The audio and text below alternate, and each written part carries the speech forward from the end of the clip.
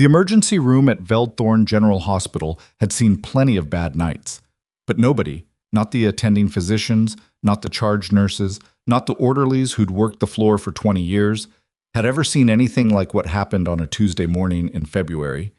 When a man in an $800 blazer walked up to a nurse mid-procedure, yanked the IV line from her hand, and told her she didn't belong in this building. The patient was still conscious, the monitors were still beeping, and every single person in that trauma bay stood there and did nothing. Because the man doing it was Garrett Wren, and in Calverton, Wyoming, that name meant something. It meant you didn't speak up. It meant you looked away. It meant the nurse on her knees picking up a shattered saline bag off the tile floor was on her own. Her name was Nora Voss, and she had survived things that would have broken every single person watching her. Before we go any further, if you've never been to this channel before, hit that subscribe button right now, because the story you're about to hear is only the beginning. Every week we bring you stories like this one, stories about ordinary people who carry extraordinary things in silence, and what happens when the world finally has no choice but to see them clearly. Hit the like button if you're already feeling it, and drop a comment telling me what city or country you're watching from. I want to see how far this story travels. Now let's go back to Calverton. Nora Voss was 34 years old and had the kind of face that people underestimated. Not plain exactly, but unremarkable in the way that made strangers look past her. Medium height, dark hair. She usually kept pulled back so tight it gave her a slight headache by the end of a shift, and brown eyes that didn't give much away. She moved through the emergency department the way good nurses always move, fast without appearing rushed, quiet without being invisible, always aware of three things at once. She'd been at Veldthorne General for 16 months. Before that, she'd spent 6 years in the United States Army as a combat medic. 2 deployments to active conflict zones, 1 commendation she never talked about, and a service record that lived in a classified file in a building she'd never been allowed to revisit. She'd left the military without fanfare, the way she did most things, and had taken the job in Calverton because the mountains reminded her of something she couldn't quite name, and the hospital had decent trauma volume for a mid-sized city. She wasn't looking for recognition. She was looking for work. What she found instead was Garrett Wren. He was 29, the only son of Douglas Wren, who sat on Veldthorne General's board of directors and had donated enough money to have his name on the cardiac wing. Garrett didn't work at the hospital in any official capacity. He had some vague administrative consultant role that nobody could clearly define. But he showed up nearly every day, wandered the halls with a visitor badge and a sense of ownership that made the air around him feel slightly compressed, like being in a room with a slow gas leak. The first time he'd spoken to Nora directly, 3 months into her tenure, he told her she'd hung a saline drip wrong. She hadn't.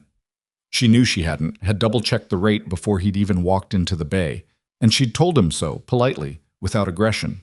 He'd stared at her for a long moment with the particular expression of a man who wasn't used to being corrected by anyone, let alone someone in scrubs, and then he'd walked away without another word. After that, she noticed him watching her. Not in an obvious way. He was too practiced for obvious. But she'd glance up from a chart and catch his eyes before they moved, or she'd turn a corner and find him mid-conversation with her supervisor, and the conversation would stop. Little things. The kind of things you couldn't report without sounding paranoid. The kind of things that were designed exactly for that. In November, the first formal complaint appeared in her file. Patient distress caused by inappropriate conduct. No specifics. No named patient. Her supervisor, Bonnie Lacefield, had called her in with an expression that was more apologetic than accusing, which somehow made it worse. "I know this is probably nothing," Bonnie had said, not quite meeting her eyes, "but I have to document it." Who filed the complaint? Bonnie had looked at her desk. It came through administration. Nora had sat with that for a moment, and then nodded and gone back to work because there was nothing else to do. She started keeping notes that same evening, not on hospital systems, but in a small encrypted app on her personal phone, time-stamped entries with dates and details and names. Her old team sergeant had taught her that. "Document everything, Carter," he'd said once, though the name he'd used then was different. The people who come for you are counting on you not to. The second complaint appeared in December. Unprofessional behavior. Again, no specifics. By January, 2 of the newer nurses had started avoiding her in the break room. She understood what was happening. She'd seen versions of it before. The way a unit could turn on someone, slowly, through pressure and suggestion, until the person being targeted started to question their own memory of events. She'd watched it happen to a medic named Torres on her second deployment, and she'd watched it destroy him, and she had promised herself then that she would never be the person who looked the other way when she saw it, and she would never be the person it worked on. She kept showing up. She kept doing her job. She kept logging everything. The morning of February 14th, a Tuesday, ironically, though she didn't register that until later, Garrett Wren walked into Trauma Bay 3 during an active resuscitation. The patient was a man in his 50s, name unknown, who'd come in without ID after a suspected cardiac event on a downtown sidewalk. Nora had him on a monitor, was managing the IV line while the attending, Dr. Simmons, worked, and had just called out a rhythm change when Garrett appeared at the edge of the bay. He wasn't wearing a mask. He wasn't supposed to be in there at all. "Boss," he said, like she was a dog being called to heel. She didn't look up. "I'm in the middle of a resuscitation. You need to step out." Dr. Simmons glanced over his shoulder, visibly irritated. "Mr. Wren, this is not the time. I'm not talking to you." He was looking at Nora. "There's a complaint. You need to step out right now. After the patient is stable." She kept her hands moving, kept her eyes on the monitor. What happened next took maybe 4 seconds. Garrett crossed the bay in 3 steps, grabbed the IV line out of her hand, and said, very quietly, "I said step out." The saline bag swung. The line pulled loose from the connection point. Fluid ran down the bed rail and hit the tile, and the bag followed a half-second later, shattering. Not glass, but the kind of brittle plastic that breaks louder than you'd expect. The room went completely silent. Nora was on one knee before she realized she'd moved, already catching the line, already assessing whether the connection was salvageable. Her hands were steady. She was aware of the patient's monitor still beeping, aware of Dr. Simmons frozen at the bedside, aware of 2 other nurses standing in the doorway who hadn't moved. She reconnected the line. It took 11 seconds. Then she stood up. Garrett was still there. He hadn't expected that. Hadn't expected her to just fix it and stand up. And the slight flicker of recalibration on his face was the most honest thing she'd ever seen him do. "You're going to apologize to this patient," she said, keeping her voice flat. "Excuse me?" "There's a man dying in the bed, and you just disrupted his care. You're going to apologize to him, or you're going to leave, and then I'm going to go back to keeping him alive." She held eye contact. "Your choice. You've got about 3 seconds." The silence stretched. 2 nurses were still in the doorway. Dr. Simmons had gone very still. Garrett Wren looked at her for a long moment with something in his face she couldn't quite categorize. It wasn't rage exactly, and it wasn't embarrassment. It was closer to the expression of a man filing something away. He turned and walked out. Nobody in the room said anything for a moment. Then Dr. Simmons exhaled and said quietly, "Nora, he's showing a PVC pattern," she said, looking at the monitor. "Let's focus."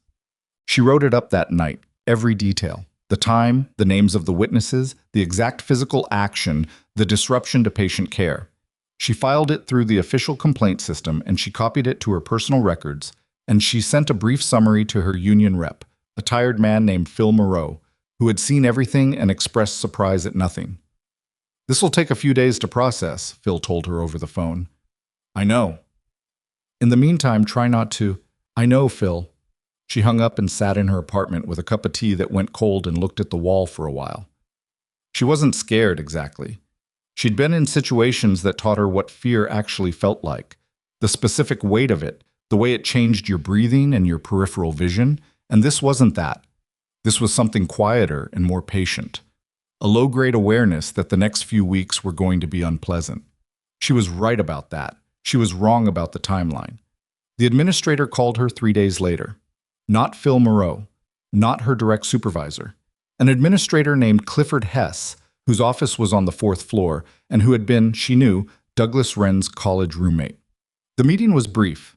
Hess sat behind a desk with a manila folder he didn't open and told her that following a review of recent incidents, the hospital was placing her on administrative leave pending investigation. What investigation? The complaints that have been filed. The ones I filed, or the ones filed against me? He looked at her like she'd said something unreasonable. The formal record reflects multiple ongoing concerns regarding your conduct, Nurse Voss.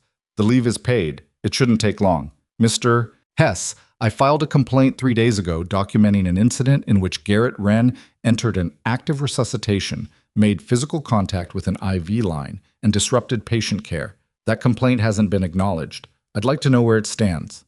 Hess opened the folder, looked at something, closed it. "I'm not aware of that filing." She kept her face neutral. "Then I'd appreciate a written confirmation of that, because the system shows a timestamp of submission." Another pause. "We'll look into it." "I'll need that in writing." She could see him recalibrating, reassessing whatever picture he'd had of this meeting. He'd expected, she understood, a certain kind of nurse, someone who'd be embarrassed and grateful and would go home quietly until they figured out what to do with her. "You'll receive a letter outlining the terms of the leave," he said finally. "Thank you." She stood. "I'll have my union rep follow up on the investigation status." She walked out of the building at 10:47 in the morning on a Thursday, with her badge still clipped to her lanyard, because nobody had asked for it yet. The February air hit her face, and she stood on the sidewalk in the pale winter light for a moment, breathing. Then she took out her phone and opened the encrypted app and made an entry. "Administrative leave. Hess meeting. Complaint not found. Will follow up in writing." She walked to her car. She drove home. She made a different call. Not to Phil Moreau, not to her mother in Billings, but to a number she'd kept in her contacts under a name that wasn't a name. A string of initials that made sense to exactly two people. The line rang twice. A voice answered that she recognized even after 2 years. "Voss?" "Hey, Decker," she said. "I need a favor." 3 weeks passed. They were quiet weeks on the surface. She wasn't at the hospital, wasn't getting complaints or watching over her shoulder in the corridors, wasn't dealing with Garrett Wren at all. But they weren't restful. She spent part of each day building the documentation she'd been accumulating into something organized and complete. Timestamps, incident descriptions, names of witnesses, screenshots of the complaint system with submission confirmations, photographs of the bruising on her left forearm from where Garrett had grabbed the IV line. She hadn't mentioned the bruising to Phil Moreau. She'd photographed it within the hour and added it to the file. Decker, whose full name she rarely used, called her back on a Sunday evening and said 3 things. First, that her records were still where she'd left them. Second, that a particular person had been asking questions. Third, that she should be careful.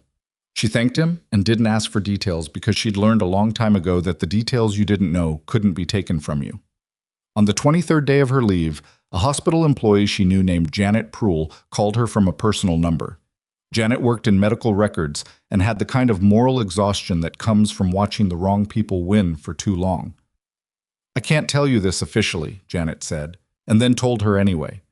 2 of the incident reports Nora had filed over the past 4 months had no record in the system. Not rejected, not under review, simply gone. And a security footage request she'd submitted in January for a corridor-level camera had been logged as an equipment malfunction. "The camera was working," Janet said.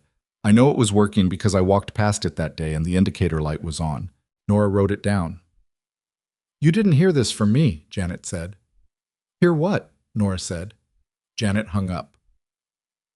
The call came on a Thursday morning, just after 6 a.m., before she'd finished her first cup of coffee. It was a number she didn't recognize, outside Calverton, outside Wyoming entirely. She almost didn't answer it. "Is this Nora Voss?" "Who's asking?" A brief pause. "My name is Lieutenant Abrams.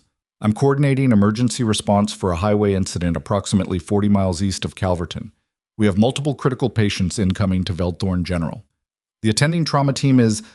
There's a complication with current staffing, and your name came up as someone with relevant field experience."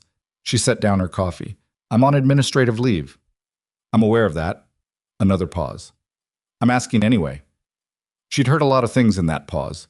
She'd spent enough time in situations where the thing being said and the thing being meant were 2 different things to know when someone was choosing their words with particular care.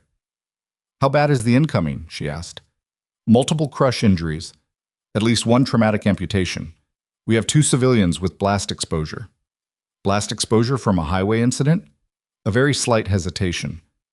"There was a secondary event. We'll debrief on scene." She was quiet for a moment. Through her apartment window, the Wyoming mountains sat white and enormous under a sky that hadn't decided yet whether it was going to snow. "I'll be there in 20 minutes, she said. She was there in 17. The emergency bay at Veldthorne General looked like a controlled disaster, the particular organized chaos of a trauma team working at capacity. Voices overlapping, gurneys moving, the fluorescent lights overhead doing their flat and indifferent job. She'd walked through doors like this 100 times. On the other side of the world, in conditions that would have made this look like a practice run, she'd walked through worse. She clipped her badge, still had it, nobody had formally requested it, and moved. The first patient she assessed was a woman in her 40s with a compound fracture and early signs of compartment syndrome. The attending on duty, Dr. Okafor, looked up when she appeared, and she saw the flicker of recognition followed immediately by uncertainty. He knew her face, knew the situation, and was doing the math on what her presence meant for him professionally. "I got a call from Lieutenant Abrams," she said before he could speak. "I'm here to assist." He made a decision. "Bay 2, he said. "The tourniquet's not holding." She went to Bay 2. The patient there was a man, late 30s, uniformed, unconscious. Not a civilian. The tourniquet on his left thigh was applied correctly, but the wound was worse than whoever had applied it in the field had been able to address, and the dressing was saturated. She moved immediately, called out to the nearest nurse for supplies in the specific shorthand of someone who knew what they were doing and didn't have time to be gentle about it, and got to work. She'd been working for maybe 8 minutes when she became aware of something that shouldn't have been in the trauma bay. A dog. A large Belgian Malinois, still in a working harness, had been brought in on a separate gurney with a second patient, another uniformed man, this one with a head wound, still breathing, flanked by 2 people in civilian clothes who carried themselves in a way that wasn't civilian at all. The dog was alert despite an obvious leg injury, ears up, watching everything. Nora glanced at the man on the gurney beside the dog. Mid-40s, the kind of physical build that said years of work, not a gym. The head wound was her first concern, but her eyes dropped to his wrist. A medical ID bracelet, standard issue, and below it, a tattoo she recognized. Not the design, the placement, the specific placement of a specific insignia worn by a specific unit. She finished what she was doing in Bay 2, handed off to the nurse, and crossed to where Dr. Okafor was standing over the second patient with the particular expression of a physician who's looking at a presentation they've never seen before. "What are you seeing?" she asked, keeping her voice low. The head wound is manageable. It's not that. It's the secondary presentation. He's showing signs of blast concussion, but the pattern's atypical, and there's something with his respiratory. Has he had surgery in the last 18 months? Okafor looked at her. "I have no idea." "The bracelet." She nodded toward the medical ID. "There's a code. If he's who I think he is, there's a surgical modification to his pulmonary response protocol. Standard intubation parameters will cause a secondary complication." Okafor stared at her. "How do you know that?" She didn't answer that question. "Do you have the bracelet code reader?" "We have the scanner, but I don't know if—" "Get it," she said. "Please, right now." Okafor got it. The code confirmed what she thought. She adjusted the protocol. She walked Okafor through the modified procedure, and he followed her lead with the particular professionalism of a doctor who understood that in some moments, ego was a liability he couldn't afford. The man's vitals stabilized within 4 minutes. The dog had been watching her the entire time. When the monitor showed a steady rhythm, it stood up on 3 legs, favoring the injured fourth, walked to the edge of its gurney, stepped carefully down, crossed the 6 feet of trauma bay floor, and sat at Nora's feet. Just sat there. The entire bay had gone quiet in the particular way that happens when something occurs that doesn't fit anyone's existing framework. "Whose dog is this?" someone said. Nobody answered because everyone was looking at the dog, and the dog was looking at Nora. Then the man on the gurney opened his eyes. He didn't startle. He didn't look confused.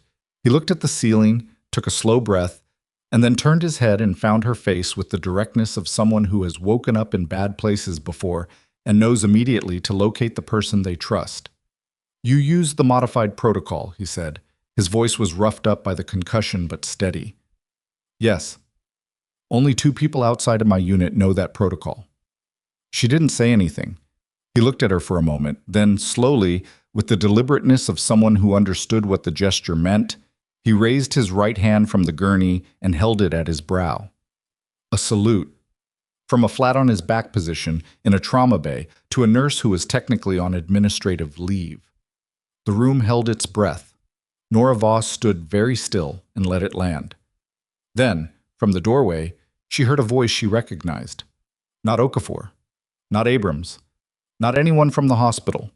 Garrett Wren, who had apparently decided that a multi-vehicle emergency was a reasonable time to make an appearance, stood at the edge of the trauma bay in his visitor badge and his good blazer, holding a phone like he'd been photographing something, and said, "What is she doing here? She's suspended. Someone needs to remove her." The dog turned its head. The dog looked at Garrett Wren, and then it stood up. The dog didn't bark. It didn't lunge. It simply stood on three legs in the middle of the trauma bay and looked at Garrett Wren with the particular stillness of an animal that has spent years learning to distinguish between threats and non-threats and had just made its assessment. Garrett took a step back without appearing to mean to. "Someone control that animal. He's a working dog." The voice came from one of the two civilian-dressed individuals who'd arrived with the patient, a woman in her early 40s with close-cropped gray hair and the kind of posture that didn't negotiate. She stepped forward and placed herself between Garrett and the dog without touching either of them. "And you're in a restricted medical area. I'm a hospital consultant. You're an unmasked civilian in an active trauma bay." She looked at him the way someone looks at a minor inconvenience they don't have time for. "Step out." Garrett looked around the room for support and found none. Dr. Okafor had already turned back to his monitors. The nurses were working. The patient on the gurney, the man who had just saluted Nora from a flat position, had closed his eyes again, conserving energy with the discipline of someone trained to recover efficiently. Nobody was making eye contact with Garrett, which was its own kind of answer. He left. Not quickly enough to look like he'd been rattled, but not slowly enough to look comfortable either. Nora exhaled through her nose and turned back to the monitors. The woman with the gray hair came to stand beside her, close, but not crowding. "You're Voss," she said. "Yes. I'm Instructor Keel. I was with Lieutenant Yarrow's unit when he was your patient in 21. Nora looked at her for a moment. The name Yarrow touched something in her memory. A field station, a difficult night, a decision that had worked out but hadn't felt like it would. "How is he?" "Still alive, largely because of a judgment call you made." Keel paused. "The man you just stabilized is Commander Reeve Halston. He knows who you are." Nora looked at the patient. His color had improved. His breathing was steady. The dog, she still didn't know its name, had returned to the gurney and was lying beside Halston's legs with its chin on its paws, watching her. "What happened on that highway?" Nora asked. "Structural failure on an overpass. Secondary explosion from a ruptured fuel tanker." Keel said it efficiently, with no drama. "We were in transit, wrong place, right timing, as it turned out. He needs a CT for the head wound and a full pulmonary workup. The modified protocol stabilized him, but I want to see the imaging before I'd call him clear." "Understood." Keel glanced toward the door where Garrett had exited. "How long has that been going on?" Nora kept her eyes on the monitor. "A while." "You filed complaints." It wasn't a question. Nora didn't answer it like one. "I filed complaints." Keel was quiet for a moment. Then she said, "I'll be here for the duration of Commander Halston's care. If you need anything documented about what I just witnessed, I have a very accurate memory and a federal affiliation." Nora turned and looked at her properly for the first time. Keel met the look without expression, which told Nora everything she needed to know about what kind of person Keel was. "Thank you," Nora said. She meant it, and Keel heard that she meant it, and neither of them made anything more of it. The next 4 hours were the kind that burned through time without your permission. Nora moved between patients, assisted where she was needed, stayed inside the work the way she always did when things got complicated. Not to avoid thinking, but because thinking happened better when her hands were occupied. The trauma team absorbed her presence without comment after the first 30 minutes, which was its own form of professional acceptance. Okafor was a good doctor who'd made a reasonable call under pressure, and by hour 2 he was asking her questions without the hesitation that had been there at the start. The patients from the highway incident were 7 in total. 3 had already been stabilized before arrival through coordinated field response. 2 of the remaining 4 were civilian, a trucking company employee and his adult son who'd been traveling behind the overpass when it came down. The other 2 were military, Halston and a younger officer whose name Nora didn't learn. who had a fractured collarbone and a laceration that looked worse than it was. Halston went to CT at 11:20. The imaging came back at noon, and Nora stood at the screen with Okafor and worked through it section by section, the way she'd been taught to read scans in a field environment where you had one chance and no radiologist. The pulmonary pattern was consistent with blast wave exposure. No internal hemorrhage. The head wound was a scalp laceration with mild concussive impact, but no intracranial pressure concern. He was going to have a headache for a week and should not be doing anything that required fine motor precision for at least 10 days, but he was not in danger. She wrote the notation herself and handed it to Okafor, who read it and signed it without adding anything, which she appreciated. At 12:45, she was in the corridor near the supply room, drinking water from a bottle she'd found in her jacket pocket, when Bonnie Lacefield appeared.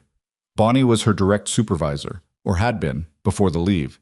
She was a nurse herself, 22 years at Veldthorne General, and she was one of those people who had a talent for existing in institutional spaces without becoming corrupted by them, though the effort of that showed sometimes in the tightness around her eyes. She stopped when she saw Nora. A complicated expression crossed her face. Not surprise exactly. More like the face of someone who'd been hoping they'd have more time before a particular moment arrived. "I heard you came in," Bonnie said. "Emergency request. I have documentation from Lieutenant Abrams." "I know. Hess knows too." Bonnie paused. "He's not happy."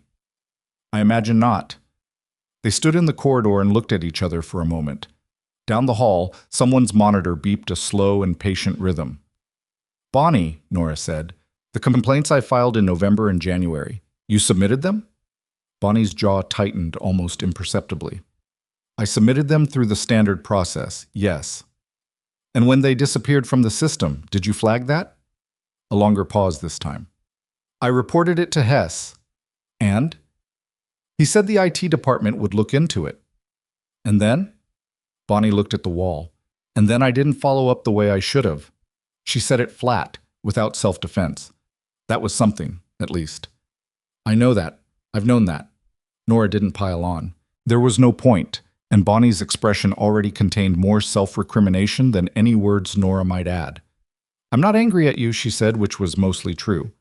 "But I need you to know that I have documented everything, including the timeline of those complaints."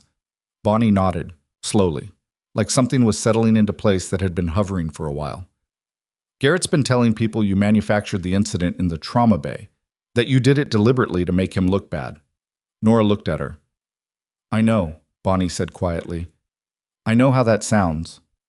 Dr. Okafor was there, 2 nurses were there, the patient was conscious. I know." "Bonnie." The older nurse finally looked at her directly. "What do you need?" "I need you to write down what you just told me. The complaint submissions, the Hess conversation, all of it. Not for me. Just write it down, date it, and keep it somewhere Hess can't reach." Bonnie was quiet for a long moment. Then she said, "My sister's a notary."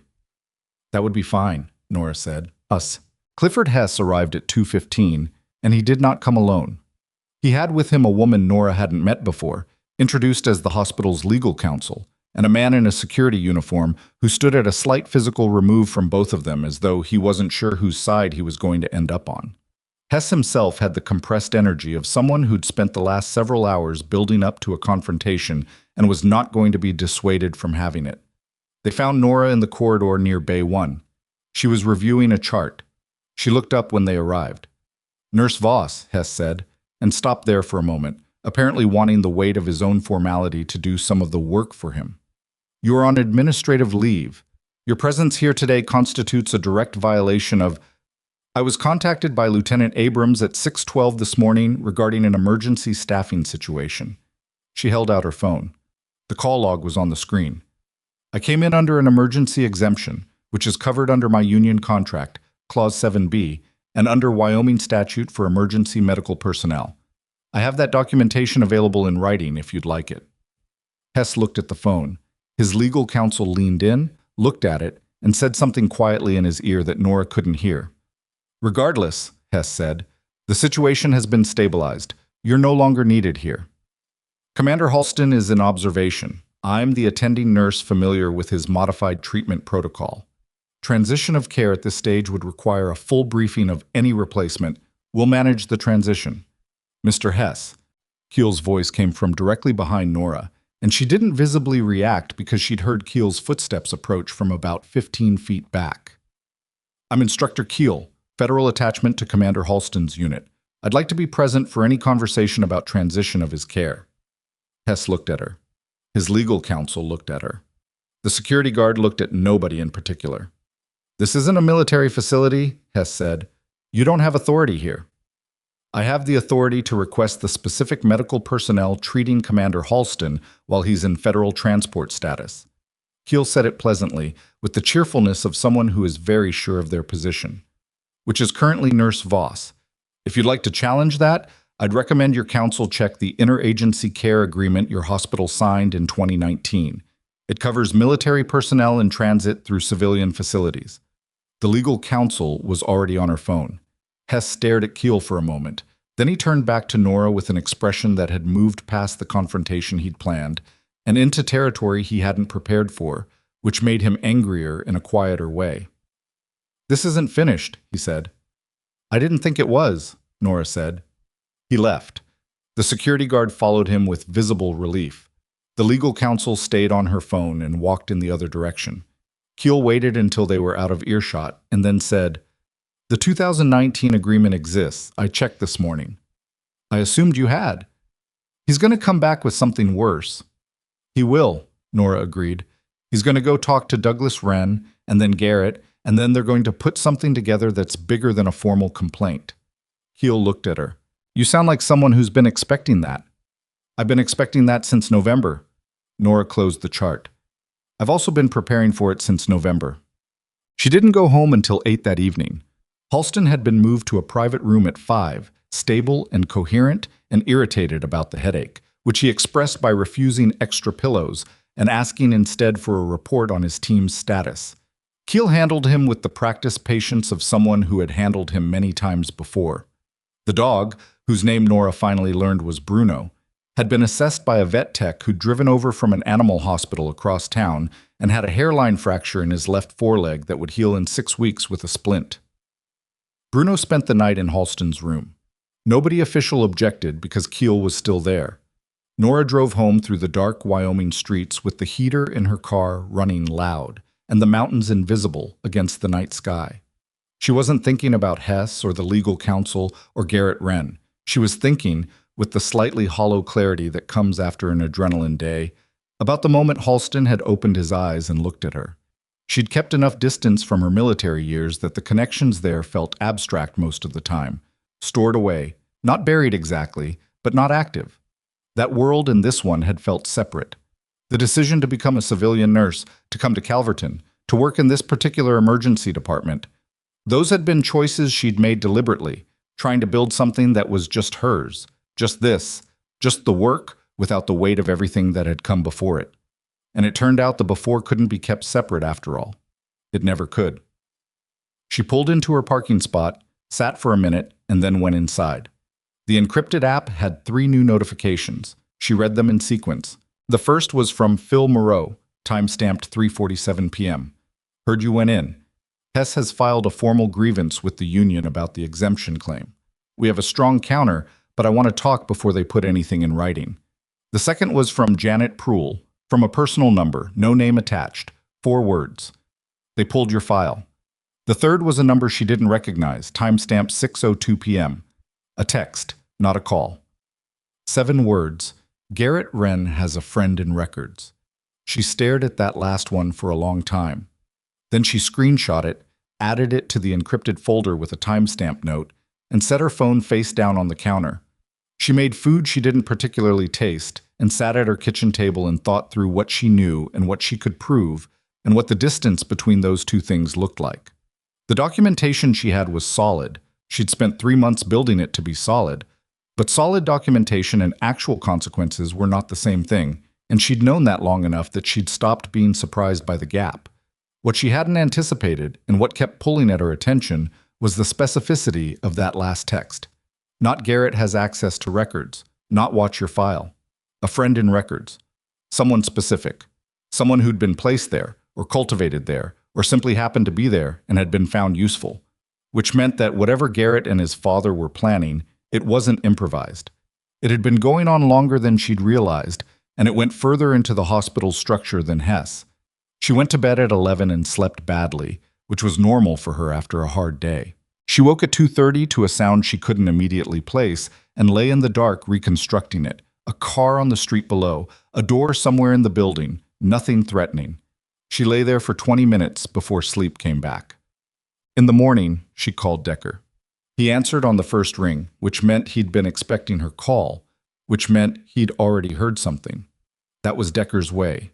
Information came to him the way weather came to a mountain, inevitably and from multiple directions. "Someone pulled my service file," she said. "I know." "Through what channel?"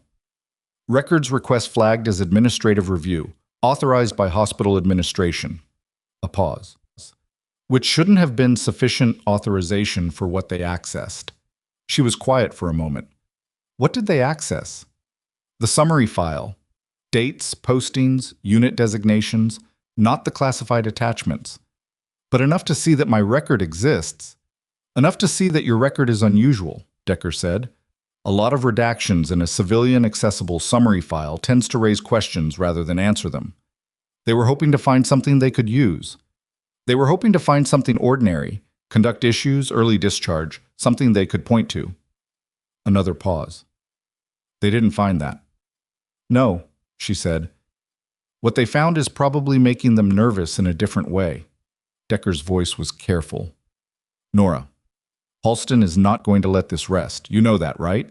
Not because of you personally, because of what happened in that trauma bay and what it means for how the hospital treated you." She hadn't asked him anything about Halston, which meant Halston, or someone connected to Halston, had already been in contact with Decker. "He's a patient recovering from a concussion," she said. "He's also a commander with a significant amount of institutional reach, and he's been awake and coherent since about 4 this morning. Keel's been briefing him." She closed her eyes for a second. "I didn't ask for this," she said. It wasn't a complaint, just a fact she needed to say out loud. "I know you didn't. I had a plan. My own plan. Documentation, union, formal process.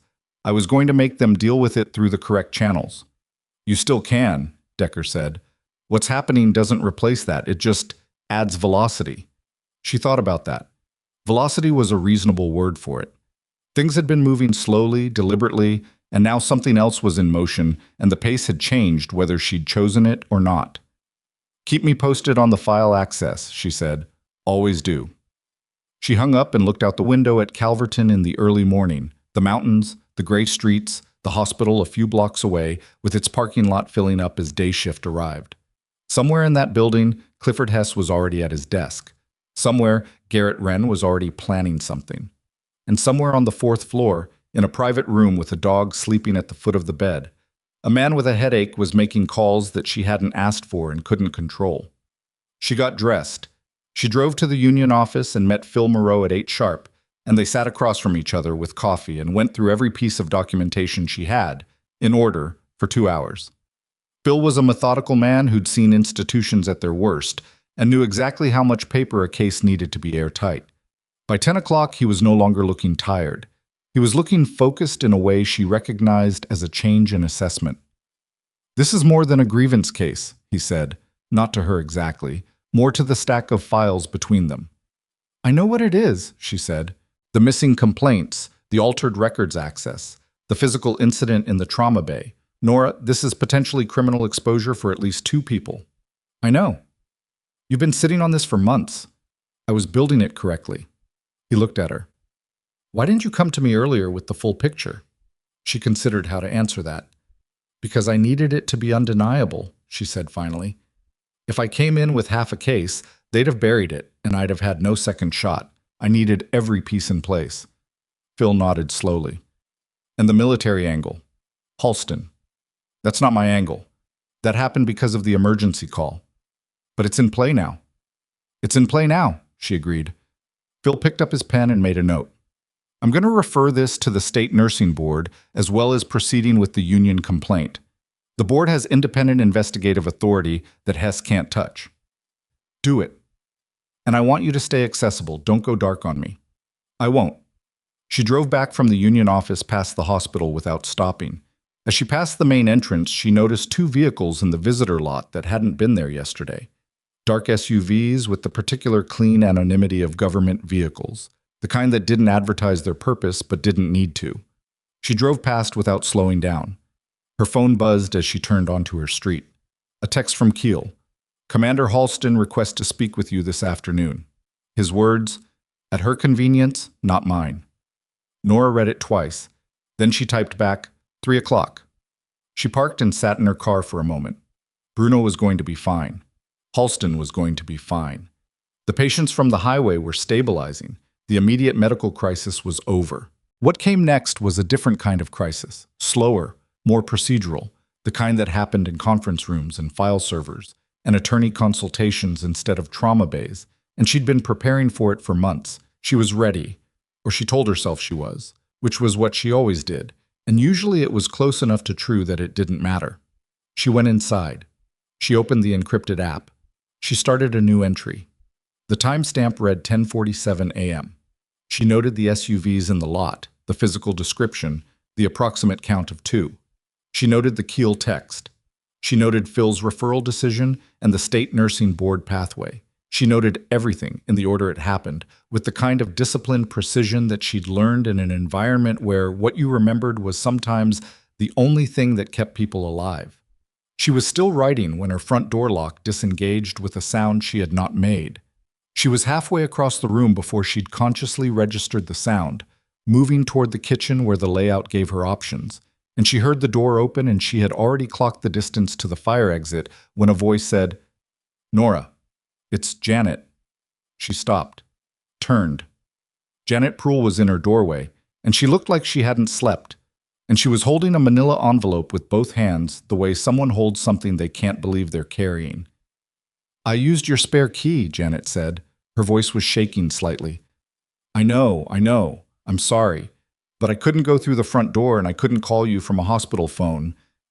And She stopped, held out the envelope. "They have a second file on you, not the service record, something they built themselves. Garrett's been compiling it since November. Incident reports that don't exist, signed statements from staff members, a psychiatric evaluation recommendation dated 3 weeks ago." Her voice cracked. "Nora, they're not trying to fire you. They're trying to have you committed." The envelope hit the kitchen counter with a soft, dense sound. Nora stood 3 feet from Janet and looked at the woman, her unwashed hair, the gray skin under her eyes, the way she was holding herself like someone waiting for impact, and made herself be still, made herself think before she moved, because the version of her that had come up fast and ready across the room a moment ago was useful in some situations and not useful in this one. "Sit down," Nora said. "I can't stay long. They're going to notice." Janet, not loud, not soft. The voice she used when a patient was escalating and she needed them to hear her through the noise of their own fear. "Sit down." Janet sat. The kitchen chair scraped against the tile. She set her hands on the table and they weren't quite steady. Nora pulled on a pair of nitrile gloves from the box she kept in the junk drawer. Habit, contamination control, the same instinct that made her careful about fingerprints on things she might need later, and opened the envelope. The file inside was 41 pages. She counted them before she read anything. Then she started from the beginning. It was constructed carefully, she had to give them that. Not sloppily, not the work of someone in a hurry.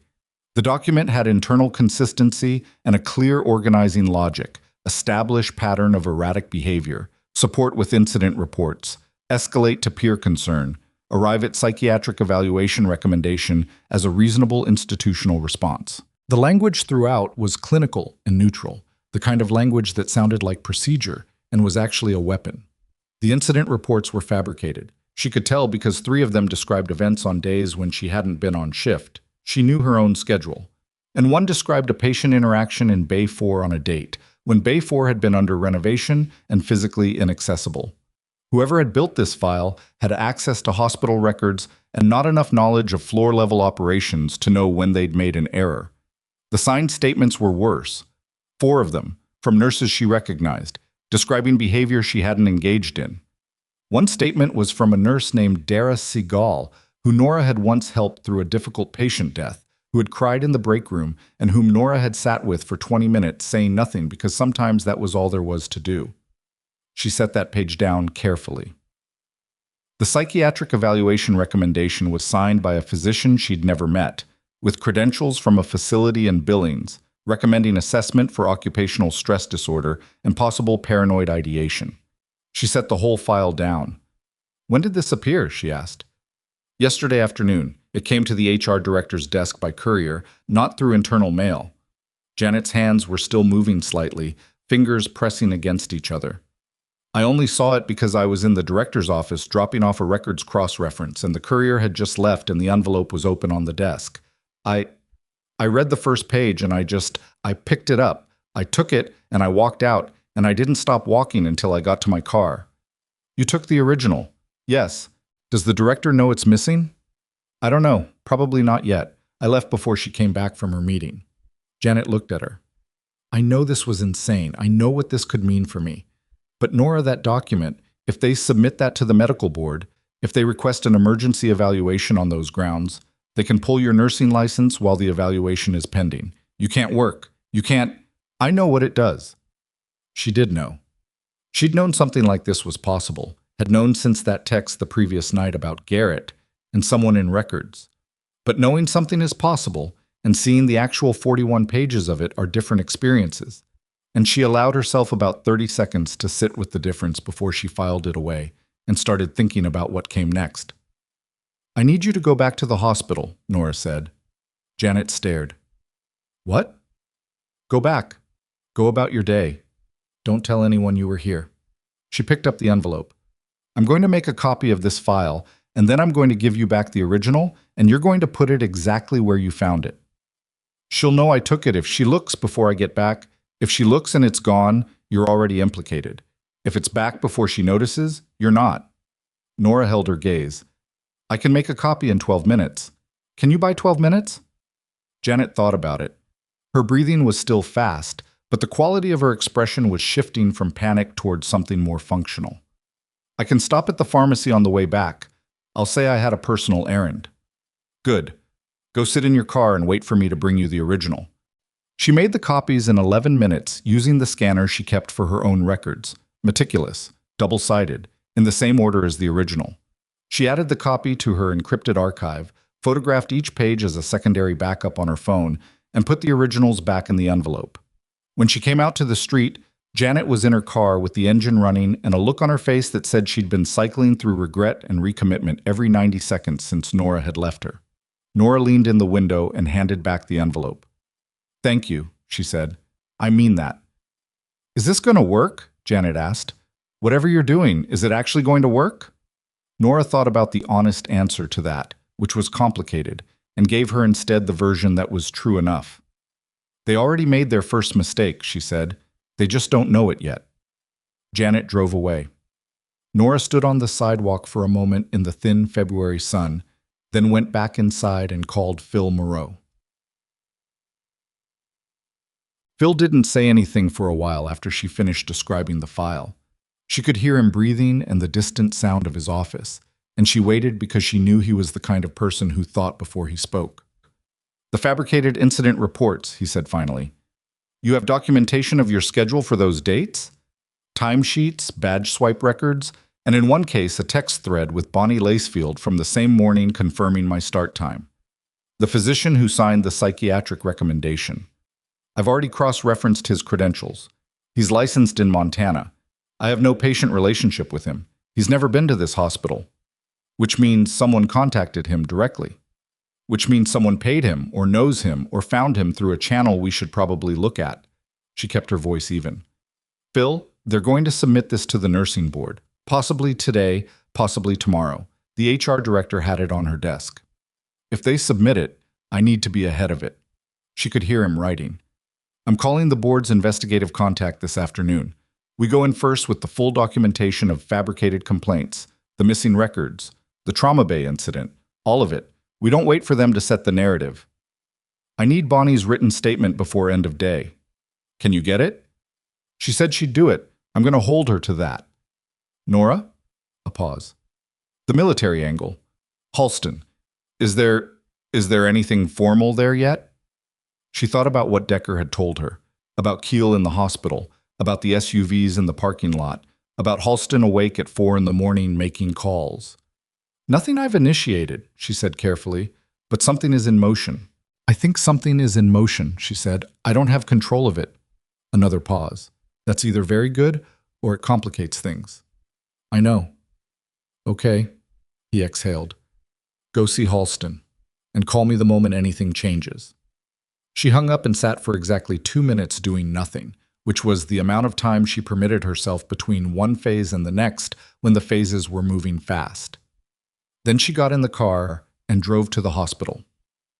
She did not go in through the main entrance. She went in through the ambulance bay, where she knew the security rotation and where the cameras were positioned, and she nodded to a paramedic she recognized and walked through with the particular purposeful stride of someone who belongs where they're going. She took the service stairs to the 3rd floor, bypassed the nurse's station on the near side, and came to Halston's room from the east corridor. Keel was outside the door. She'd positioned herself with her back to the wall and a sightline to both ends of the hallway.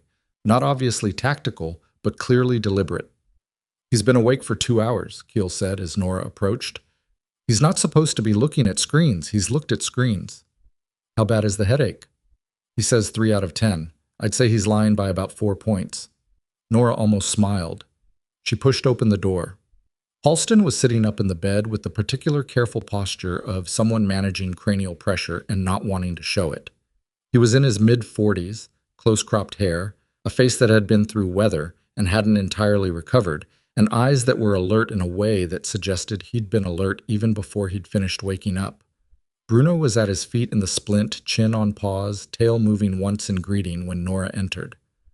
You were supposed to rest, she said. I rested. He said it without inflection. For 2 hours. That's not rest, that's waiting. Something shifted in his expression, not quite amusement, closer to recognition. Decker said you'd say something like that. Decker has known me too long. She checked his pupils, tracking well, equal, and took his wrist for a pulse without asking. 62, slightly elevated but controlled. Any visual disturbance since this morning? None. Nausea? Minimal.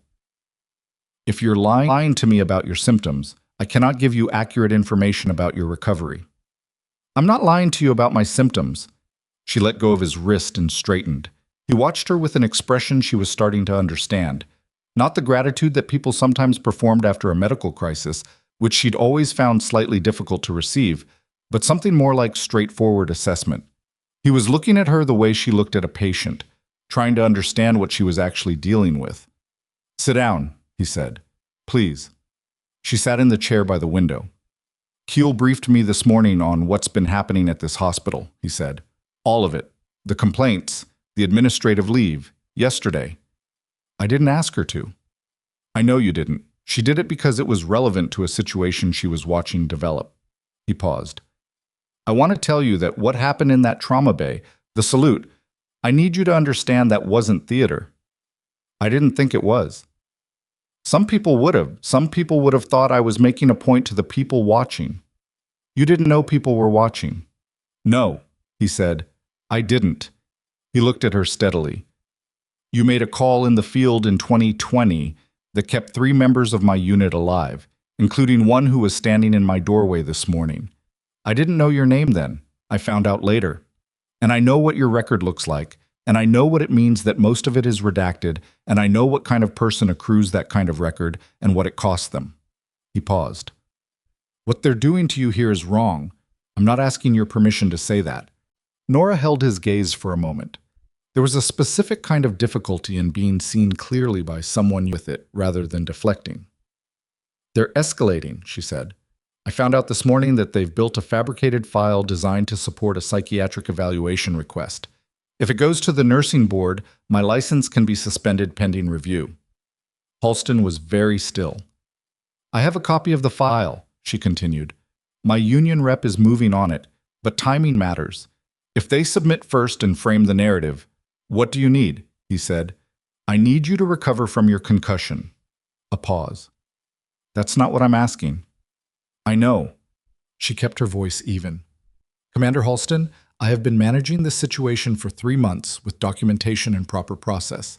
And that is still the primary path.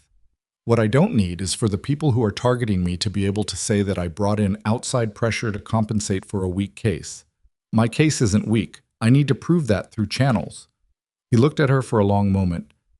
And if the channels fail? They won't. She said it without bravado, with the particular flatness of someone stating a logistical assessment.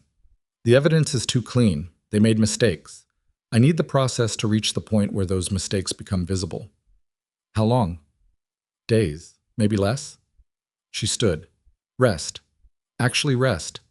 Your pulmonary response is still modulated from the blast exposure, and your vascular pressure doesn't need any additional load. She looked at Bruno. And his leg needs to stay elevated. He hates the splint. I know. He'll hate a surgical repair more. She was at the door when Halston said her name. Just Voss, the way military people use surnames. A different register than the way civilians said it. She stopped. The 2 vehicles in the lot, he said. They're not mine. She turned slightly. Whose are they? One is a federal investigative team that Keel contacted about the records access to your service file. That's an unauthorized access of a federal personnel record, which is a separate criminal matter from anything the hospital is doing. He kept his voice level, like he was reading a situation report. The other I don't know yet, but they've been there since last night. She stood with that for a moment. I'll find out, she said. She meant it as a statement of intent, not a request. He heard it that way. She found out 40 minutes later, through a channel she hadn't expected. She was in the east stairwell, taking the stairs down rather than the elevator because the elevator required the main floor lobby, when the stairwell door at the second floor landing opened, and Dr. Okafor came through it at a pace that suggested he'd been looking for somewhere private. He stopped when he saw her. The expression on his face was the expression of a man who'd been carrying something heavy and had just run out of places to set it down. I was going to call you, he said. Okafor. I was. I drafted it twice. He put his hand on the railing. He was a careful person. She'd clocked that from the first day she'd worked with him. Careful and methodical and ethical in the way that people who'd worked hard to be in the rooms they were in tended to be ethical. Hess called me in this morning. She waited. He told me that my corroboration of your emergency exemption claim, my confirming to the union that I requested your assistance, was creating a legal liability for the hospital and that I should consider whether my statement was fully accurate. The stairwell was very quiet. Somewhere below, a door opened and closed, distant and echoing. He told you to recant, she said. He didn't use that word. But that's what he meant. Okafor looked at the wall. He said the hospital's legal counsel was reviewing the emergency exemption claim, and that if my statement was withdrawn, the review would be straightforward. He paused. I told him I needed time to consult my own legal representation. And then you came to a stairwell. And then I came to a stairwell. He looked at her. I'm not going to recant. I want you to know that.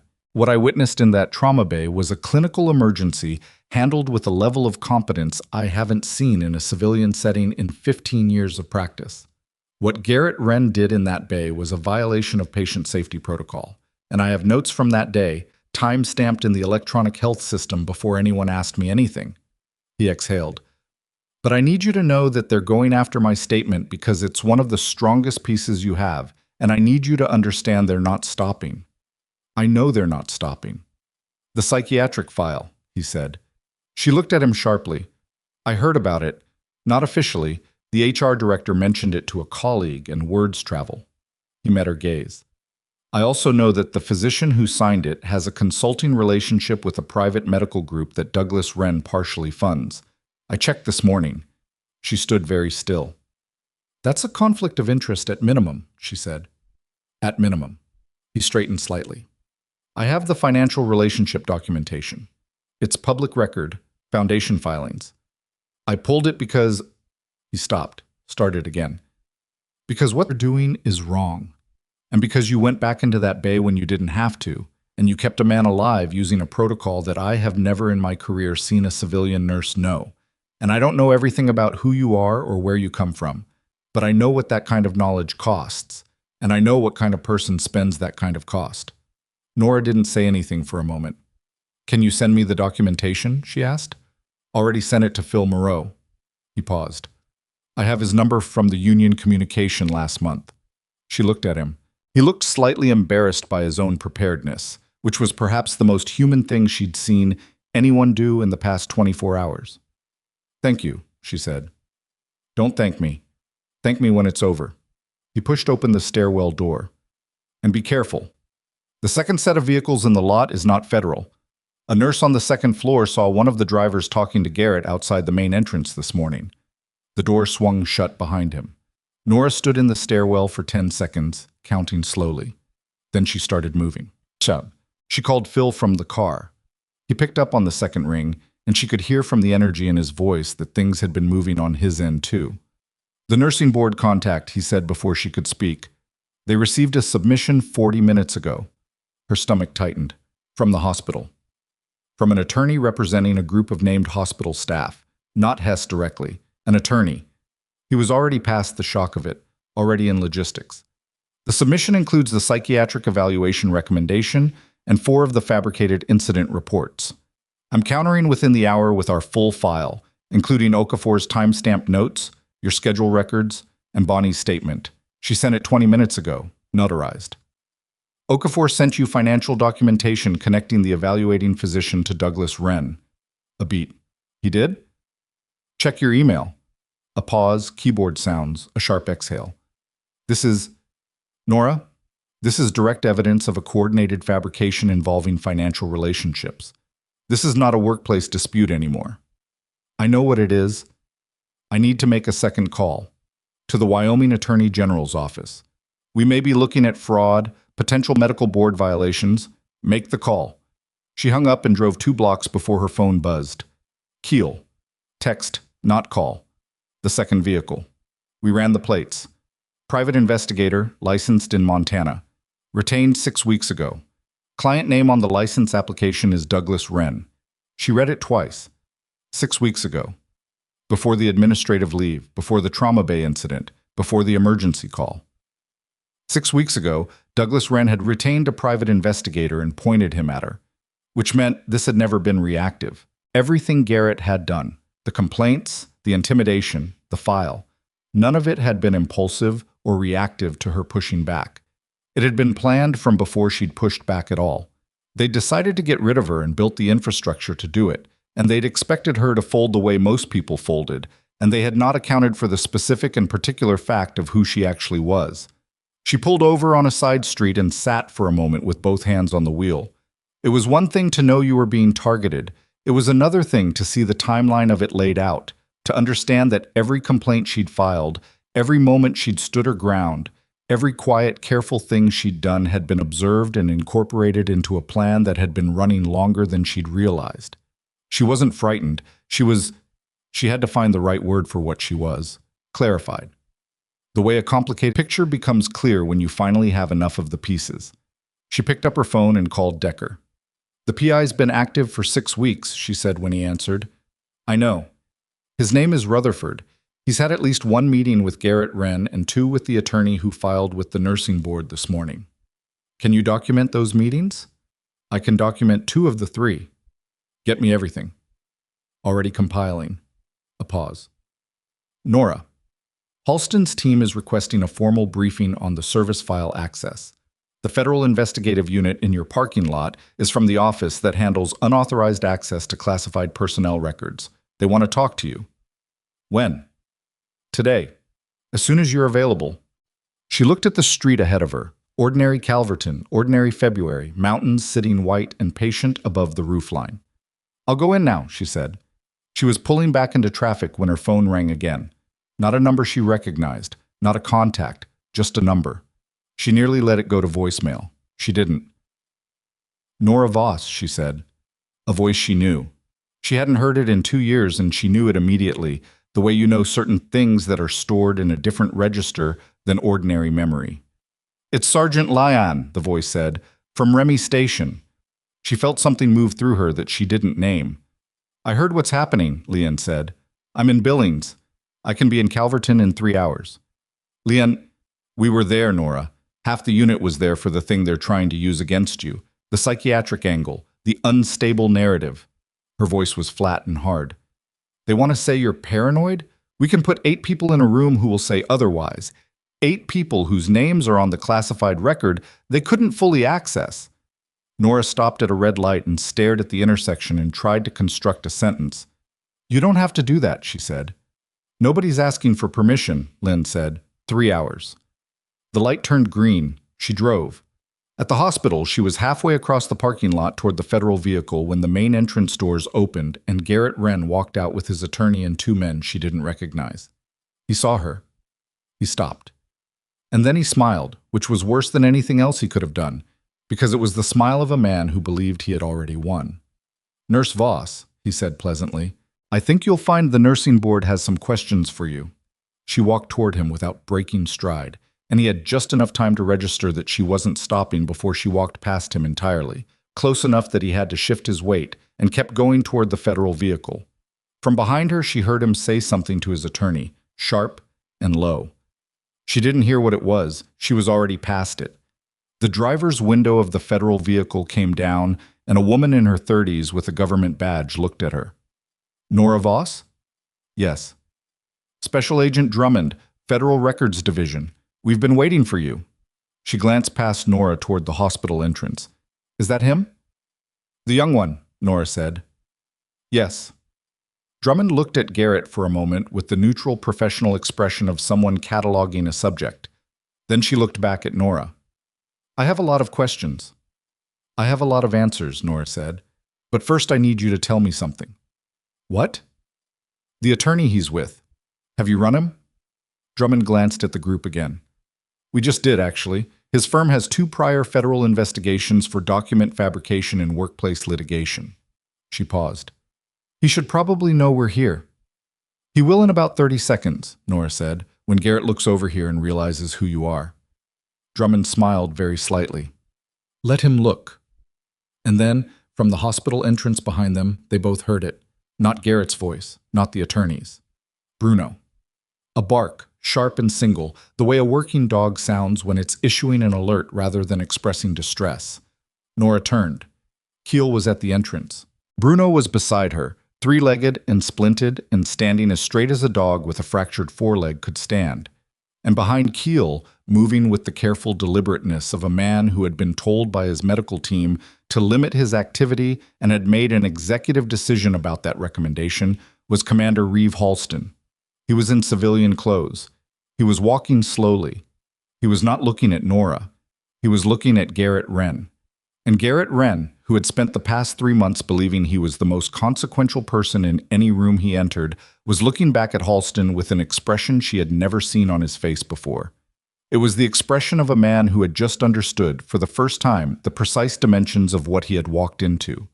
Garrett Wren held that look for maybe 4 seconds before his attorney touched his arm and said something quiet and urgent into his ear, and Garrett turned away from Halston with the deliberate care of someone choosing not to run. It didn't help him. The choice to look away was its own kind of answer. Halston crossed the parking lot at the same careful pace, Bruno moving beside him in the splint with the stoic determination of an animal that had decided an injury was not a relevant consideration. Keel was 2 steps back, watching the attorney, watching the 2 men Nora didn't recognize, watching the whole geometry of the parking lot the way she watched everything, like she was solving a problem before it became one. Halston stopped in front of Nora. He looked tired, which was honest. The headache was still there, she could see it in the slight tension around his eyes.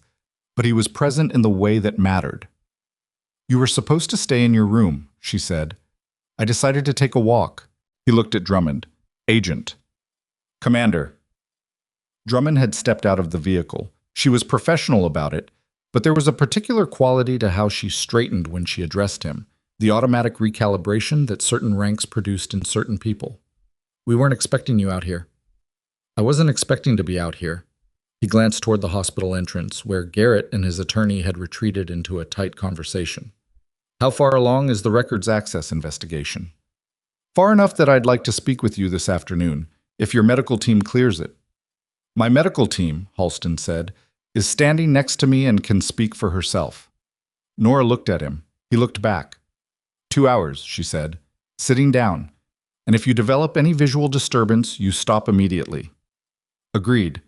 She almost said something else and didn't, because the conversation with Drummond needed to happen first, and she was aware of time moving in a way that required attention. She turned back to the agent. "The documentation I have," Nora said. "All of it. Fabricated incident reports, the psychiatric file, the financial connection between the evaluating physician and Douglas Wren's foundation. The PI retained 6 weeks before my administrative leave, the meetings between the PI and the attorney who filed with the nursing board. I can have the full organized file to you within the hour." Drummond looked at her steadily. "How long have you been building this?" "Since November." A brief pause. "You built a federal-grade evidence file in parallel with your regular shifts." "I built what I needed to build," Nora said. "I didn't know what level it would eventually require." Drummond looked at Keel.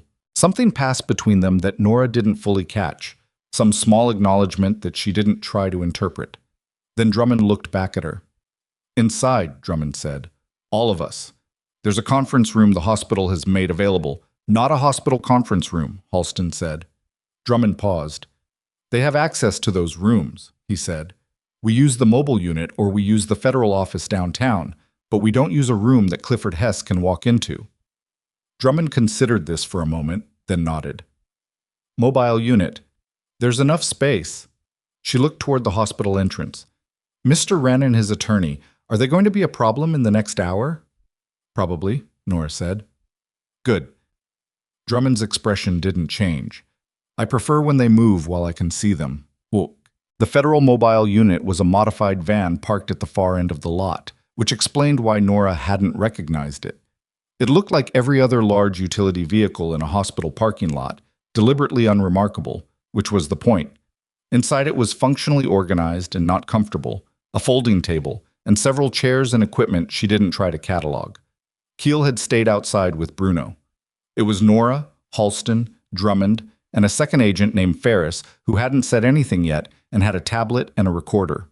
Nora sent Phil Moreau the full organized archive through the secure transfer they'd set up 2 weeks earlier, and he confirmed receipt in 4 minutes. And by the time she put her phone down, Drummond had a version of it on the tablet and was moving through it with the quick, non-theatrical efficiency of someone who reads evidence for a living. Ferris set the recorder on the table without comment. "The unauthorized access to your service record," Drummond began. "The request came through the hospital administration, specifically from an account registered to the HR director's credentials. We traced the access point to a terminal in the records department." "Janet Prule's workspace," Nora said. "The terminal, yes, but the login used the HR director's credentials, not Prule's." Drummond looked at her. "Prule flagged the access to you." "She told me there was an access. She didn't tell me about the credential question." "She may not have known." Drummond set down the tablet. "The credential use is the critical point. Someone accessed the HR director's login to make the records pull. That's not a hospital administrative matter. That's an unauthorized access of a federal personnel file using fraudulent credentials, which is a federal offense independent of everything else in this building." Nora sat with that for a moment. "Garrett." "We believe so. We're running the access point through building security footage." Drummond kept going. "The PI, Rutherford, we've been looking at him since yesterday. His meeting logs, which Decker provided." Nora looked up. "We've spoken with Decker," Drummond said, without emphasis. "His documentation of the 3 meetings between Rutherford, Garrett Wren, and the attorney is corroborated by cell tower data and a parking garage camera outside the attorney's building." She paused. "The attorney's firm has a prior federal investigation that concluded 18 months ago. The partners agreed to a consent decree. Part of that decree restricts them from engaging in coordinated document fabrication in civil proceedings." She let that sit. "The nursing board submission this morning puts them in direct violation of an active federal consent decree." The van was quiet for a moment except for the ambient sound of the parking lot outside. "So the attorney," Nora said slowly, "walked into this already on federal supervision and filed a document with a state professional board that contains fabricated evidence," Drummond said. "Yes." She tilted her head slightly. "People make poor decisions when they believe the other side won't be organized." Halston made a sound that wasn't quite a laugh, his first contribution to the conversation. Drummond looked at him. "Commander, the service record access will need your statement on the sensitivity classification of the materials that would have been visible in the summary file. You'll have it." He shifted slightly in his chair. The summary would have shown unit designations and posting dates. Anyone who knew what to look for could have identified the nature of the operations. He paused. Which is information that has operational security implications, not just personnel implications. Drummond made a note. We'll need to assess that separately. She looked at Nora again. The psychiatric evaluation recommendation. The physician's financial relationship with the Wren Foundation. Okafor sent this? This morning. The relationship goes back 4 years. The foundation contributed to the physician's private practice group twice in that period, and there's a board seat at the foundation held by the physician's business partner. She was reading from the tablet. This is not subtle. It wasn't meant to be seen, Nora said. It was meant to work before anyone looked. Well, they were in the van for 90 minutes. When they came out, the parking lot had changed. Not dramatically, not in a way a casual observer would notice, but Nora noticed. 2 of the hospital's administrative vehicles were still in their spots, but one of them had someone sitting in it now, just sitting, which was unusual for a weekday midday. The attorney's car was gone. Garrett's car was still there. Keel fell into step beside her as she walked back toward the hospital entrance. 3 hours, Keel said. What? Sergeant Lyon called me. She's been on the road for 3 hours. She has 4 people with her. Nora stopped walking. She called you. She called Halston. He gave her my number. Keel kept her voice even. 8 people total, she said. I believe she mentioned that number to you. Nora stood on the sidewalk in the February cold and looked at the hospital entrance and thought about 8 people who had been in a specific place at a specific time, whose names were attached to a classified record, who were driving toward Calverton to say the thing that the psychiatric file was designed to preemptively discredit. She thought about the specific cruelty of the plan, not just to damage her professionally, but to reach back into the years she'd carried carefully and make a weapon out of them. To take the cost of what she'd done and call it instability. There was something in that that required a different kind of steadiness than the rest of it, and she stood with it for a moment on the sidewalk until the steadiness arrived. Okay, she said. Phil Moreau called while you were in the van, Keel continued. The nursing board has formally suspended review of the submission pending investigation of the filing itself. The board's legal counsel identified the consent decree issue within 40 minutes of receiving his counterfiling. Phil is good at his job. Apparently. Keel paused. There's something else. Nora looked at her. The nursing board's investigative coordinator called the Wyoming Medical Licensing Board. Because the psychiatric evaluation recommendation was signed by a licensed physician in this state, it's now a licensing matter as well as a fraud matter. She kept her voice flat and informational. The physician's license has been flagged for emergency review. Nora thought about the physician she'd never met, whose name was on 41 pages designed to end her career, who had taken foundation money and attached his license to something he apparently hadn't examined carefully enough. He didn't know how clean my record was, she said. It wasn't sympathy, it was analysis. Probably not, Keel agreed. People who do favors for money don't usually research the person they're doing the favor against. They went inside. Bonnie Lacefield was at the nurses' station on the 2nd floor, and when she saw Nora, she had the expression of a person who had made a decision and was living in the immediate aftermath of it, past the deciding, not yet at the consequences, in the suspended moment between. I sent the statement, Bonnie said. I know, thank you. Hess called me into his office this morning. She kept her voice low, her eyes moving briefly to the end of the corridor. He told me that my statement could create personal liability for me if the hospital chose to dispute it. Nora looked at her. He threatened you. He used the word exposure. He said that any statement I made about the complaint submissions could be interpreted as an admission that I hadn't followed proper process. Which is exactly what you told me, which is true. I know it's true. Bonnie's jaw was set. I told him my statement stood. Nora looked at her for a long moment. This woman who had been apologetic and avoidant, and who had not followed up the way she should have, and who had written down the truth anyway and sent it notarized to a union rep, and then held her position when a hospital administrator used the word exposure in a closed-door meeting. He's not going to be in a position to create problems for you for much longer, Nora said. I'm not doing it because of that. Bonnie said it a little sharply, like she wanted the record clear. I'm doing it because what they did to you was wrong, and I stood too close to the edge of it for too long. I know that. Bonnie nodded once. Something settled between them that didn't need more words. Down the corridor, a door opened, and Clifford Hess walked out of a meeting room with the attorney Nora had seen in the parking lot, who had apparently returned or had never left, or had come in through a different entrance. They were walking toward the elevator. Hess saw Nora first, and his expression moved through several things quickly: irritation, recalibration, a reaching for authority. He stopped. "Nurse Voss, you are not authorized to be on this floor." "I'm not on leave anymore," she said. "The nursing board suspended review of the submission. My status reverted to active pending the independent investigation." The attorney looked at Hess. Hess looked at Nora. Something was not landing the way he'd expected. "That's not... The HR process is separate from the nursing board.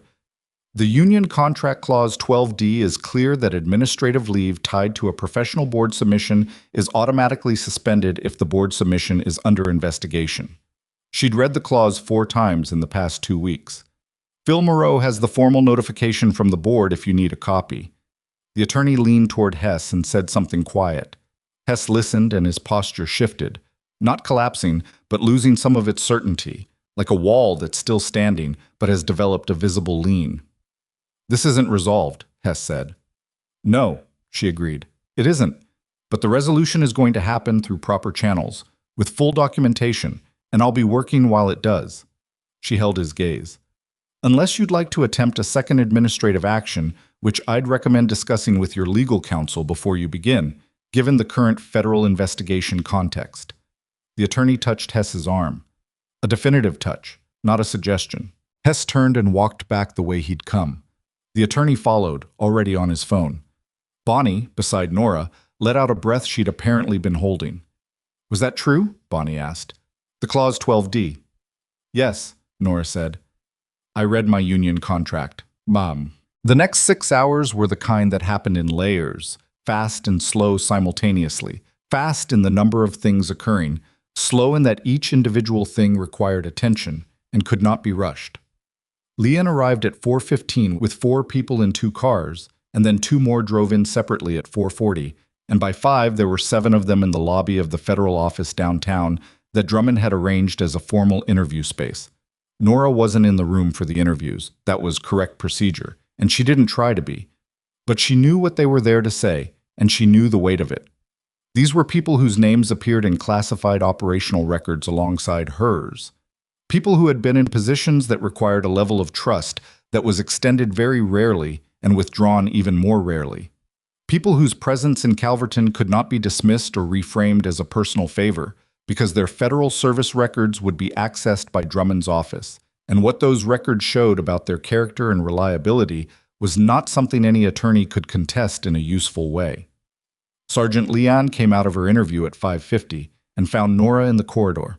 Leanne was compact and angular and had the kind of stillness that people who've been in active danger situations for extended periods developed. Not tension, its opposite, a quality of genuine calm that looked like stillness from the outside. She'd been Nora's team sergeant on the second deployment. She'd seen things Nora didn't talk about and had been seen in return. "You look tired," Leanne said. "I'm fine." "I didn't say you weren't fine." Leanne leaned against the corridor wall. "You should have called us sooner." "I had a process." "You had a process, and you were protecting us from being involved, which is the same thing you always do and has the same problems it always has." Nora didn't argue with that because it was accurate. "Is there anything that came up in the interview that I should know about?" "Drummond is thorough." Lynn said it as a compliment. "She understands the operational context without needing everything spelled out. The team handled it well." She paused. "Garrett Wren's security footage claim, the one in the fabricated file that says you had an altercation with a staff member in December. 2 of our people were here in December, visiting. They were in this building." She said it without drama. "On the date listed in that file, Marcus Webb was having dinner with you because it was his birthday and you'd offered to cook. He has the photos, time-stamped." Nora looked at her. "It was Marcus's birthday," Leanne said. "He remembered." One fabricated report, one specific date, one alibi that was airtight and human and completely unpredictable. Nora felt something that wasn't quite amusement and wasn't quite relief, somewhere between them, with a slight edge of the absurd. "They didn't know about Marcus," she said. "They didn't know about any of us," Leanne said. That was the mistake. At 7:15 p.m., Drummond called her. "We're executing a search warrant at the hospital's administrative offices tomorrow morning," Drummond said. "I'm telling you in advance as a professional courtesy. It's going to be visible." "The warrant covers what?" "All records related to the complaint system, the security footage archive, HR files, and communications between administrative personnel and Douglas Wren's office for the past 12 months. Nora stood in the federal office corridor and thought about Janet Proul, who had walked into her apartment with a manila envelope and shaking hands. "Janet Proul," she said. "She's a witness. She should be protected before the warrant serves." "We're aware of Proul," Drummond said. "She spoke with us this afternoon. She's been formally designated a cooperative witness, which gives her status protection." A brief pause. "She's going to be all right." Nora exhaled. "One more thing," Drummond said. "Douglas Wren's Foundation. We've been looking at it in the context of the physician-financial relationship. What we found when we pulled the broader financial records is that the foundation has been used as a pass-through for payments to 3 other individuals connected to hospital administration over the past 2 years." She let that land. "This predates your employment at Veldthorne General. You were not there first." The corridor was very quiet. "Who were the others?" Nora asked. "That's part of an active investigation, but I can tell you that one of the prior cases involved a nurse practitioner who resigned under pressure and whose complaint record looks very similar to yours." Nora thought about that nurse practitioner, someone she'd never met, someone who had possibly sat in the same break room and looked at the same walls and built their own careful documentation and then walked out the door anyway because the weight of it had been too much. "Find them," she said. "We're trying." Drummond paused. "Get some rest. Tomorrow is going to be long." She hung up and stood in the corridor for a moment. Through the glass doors at the end of the hall, she could see the parking lot, dark now, the February sky fully black, the mountains invisible, just the city lights and the cold. Leon came out of a side room with a cup of coffee and held it out. Nora took it. It was bad coffee, the kind from an institutional machine, but it was hot. "Go home," Leon said. "I'm serious. I need to check on Halston first. Keel is with Halston. Bruno is with Halston. The man is fine." Leon looked at her. "Nora, you have been running on procedure and documentation and pure stubbornness for 3 months. Tomorrow it becomes public. You should sleep tonight." It was good advice. She knew it was good advice. She drove to the hospital first anyway, because she was who she was. And she went to Halston's floor and stood outside his room and listened and heard the even sound of nothing. No monitors alarming, no elevated voices, just the quiet of a floor at night. She didn't go in. She stood there for a moment and then she went home. She slept better than she had in weeks, which she didn't expect. She woke once at 3 and lay in the dark thinking about nothing specific, and was asleep again before she could decide what to do about it. At 6:40 a.m., her phone buzzed with a text from Drummond. "Warrant serving at 8. You don't need to be there, but you should know. Garrett Wren was at the hospital at 10 p.m. last night. Building security logged him in and out. He was in the administrative wing for 40 minutes. She sat up.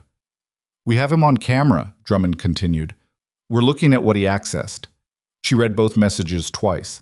Then a third one came in, 40 seconds after the second, and this one she read 4 times. The security footage from the December corridor incident. The one listed in the fabricated file as showing your altercation with a staff member. The footage exists. It was never deleted from the backup server. Our forensics team pulled it this morning. And then, after a 5-second pause, "It doesn't show you, it shows Garrett." She read the last message 3 times, not because she didn't understand it, but because understanding it and absorbing it were 2 different things, and she'd learned a long time ago not to skip the second step. The footage existed. Garrett had known it existed, which was why he'd listed that corridor, that date, in the fabricated file, because he'd intended to have it pulled and edited and submitted as supporting evidence for the behavioral pattern they were constructing around her.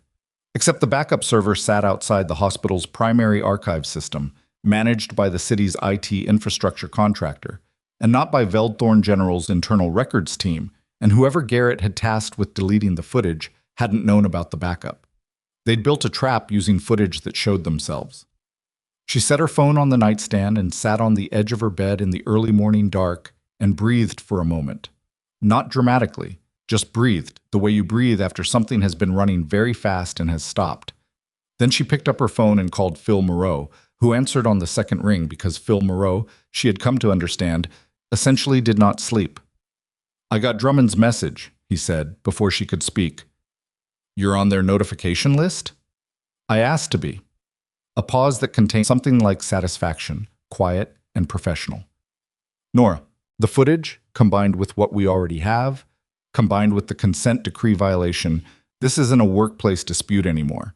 This hasn't been a workplace dispute for several days, but now it's documentably, obviously, unambiguously not one." He exhaled. "I need you to come to my office at 9. Drummond will be there. The nursing board's investigative coordinator is calling in at 9:30. I'll be there." "Eat something first," he said. "I'm serious. You're going to need to be sharp, and you're not going to eat again until this is done." She almost told him she was fine, and then didn't, because he was right, and she knew he was right. And one of the things she'd learned over the past 3 months was that the people who were helping her deserved to be listened to. She made eggs she didn't particularly taste, and coffee she did, and she was out the door at 8:15. The warrant executed at 8 o'clock, and by the time she was pulling into downtown Calverton, the hospital's administrative wing looked from the outside entirely normal. No visible law enforcement presence. Nothing that would signal to a passing civilian that anything was occurring. That was deliberate, she understood. The forensic team was inside, quiet and thorough, not interested in spectacle. The spectacle would come later, and it would be unavoidable, and she had stopped trying to manage things that were going to happen, regardless of her preferences. Phil's office was on the 3rd floor of a building 4 blocks from the hospital, small and dense with paper in the way of offices belonging to people who knew where everything was. And when she arrived, he was already at his desk with 3 monitors open and a coffee he hadn't touched. Drummond was on a folding chair in the corner with a tablet, looking like she'd been there for an hour, which she probably had. A younger agent whose name Nora hadn't caught was standing near the window. "The footage," Nora said, setting her bag down. "Clear and unambiguous," Drummond said. "The date, the time, the corridor. It's all consistent with the incident report in the fabricated file. Garrett Wren is visible for approximately 4 minutes in that corridor.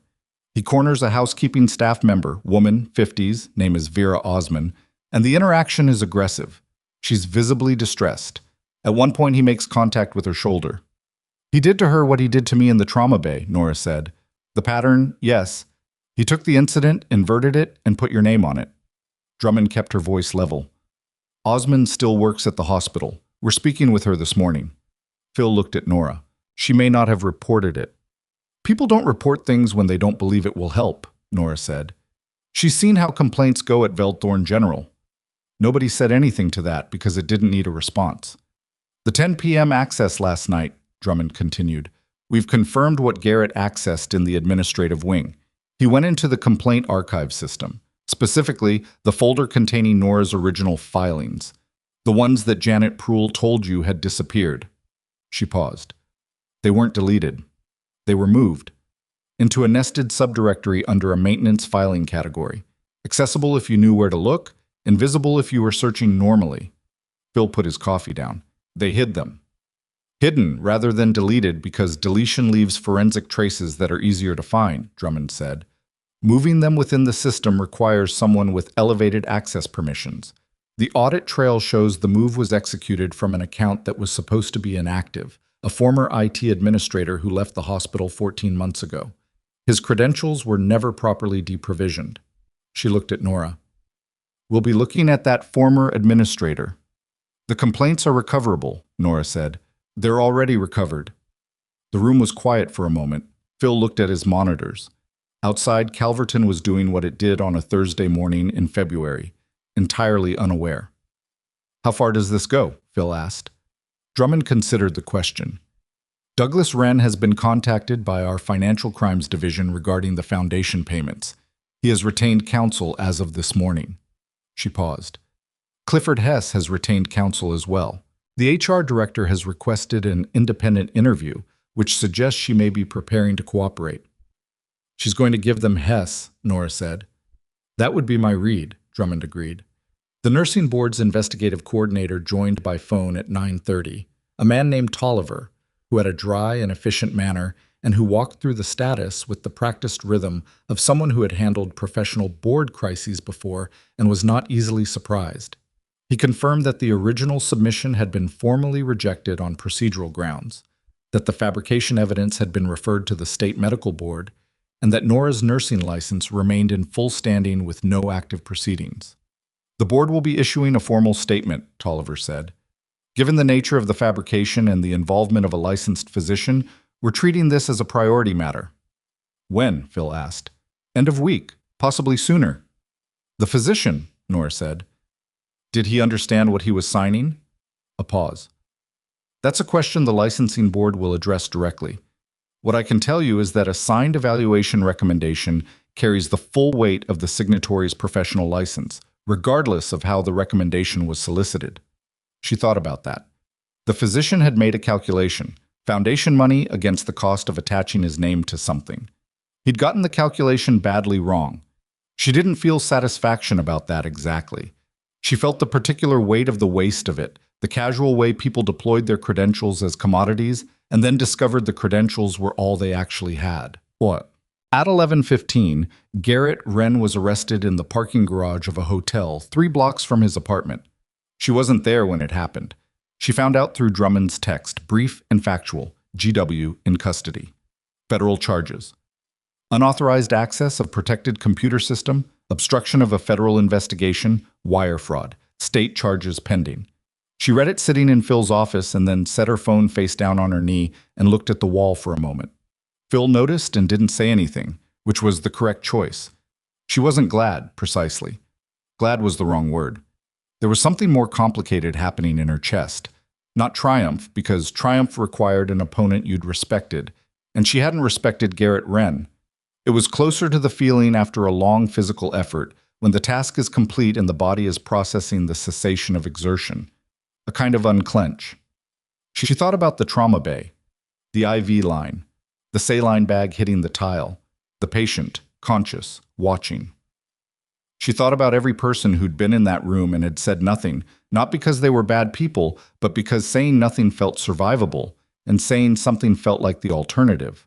She understood that. She'd been in enough institutional environments to understand the math that people did in those moments. She didn't excuse it, but she understood it. She picked up her phone and sent one message to Leanne. It's done. Thank you. Leanne's reply came back in under a minute. 3 words, Marcus says finally.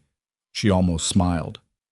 Douglas Wren surrendered to federal authorities at 2 in the afternoon, with his attorney and a practiced expression of dignified outrage that told Nora everything she needed to know about how long he'd expected to avoid this moment. The surrender wasn't publicized. No cameras, no perp walk, not the kind of scene that happened in crime dramas. Just a man and his attorney and a federal building and the paperwork that awaited them inside.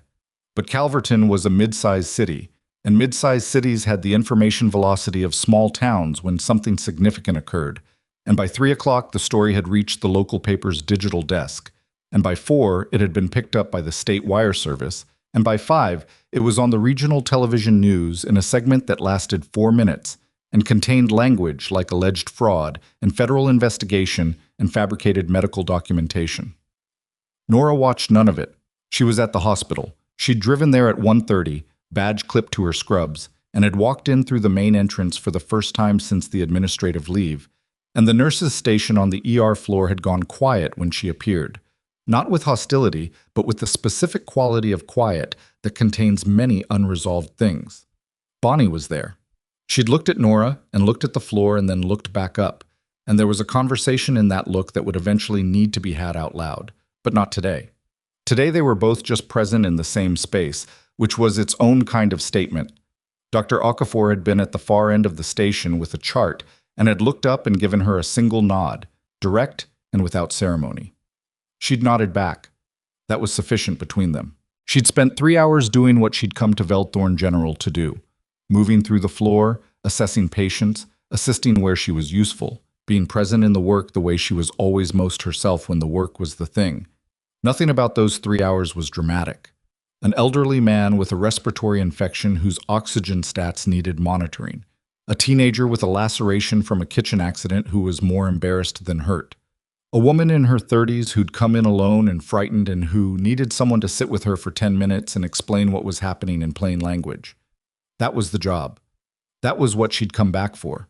Not the vindication, not the recognition. Those were consequences, and consequences didn't change the actual texture of the work. She was finishing a chart at 4:40 when the ER doors opened and Keel walked in, and behind her was Halston, and behind him were 6 people she recognized, and the last one through the door, moving with the particular walk of someone who's been covering ground since before sunrise, was Sergeant Leanne.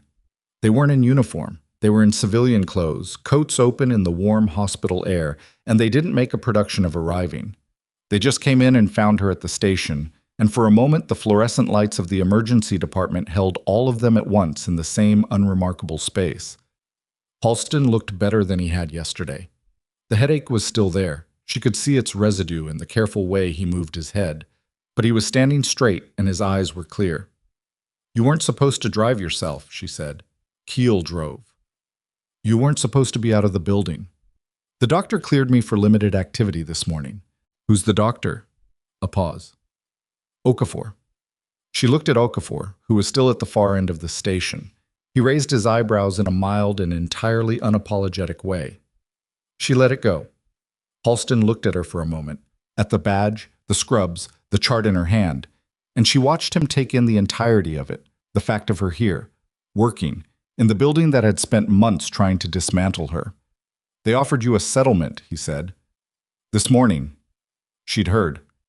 Phil had called at noon with the terms, a financial settlement, a formal statement of regret from hospital administration, reinstatement with restored status.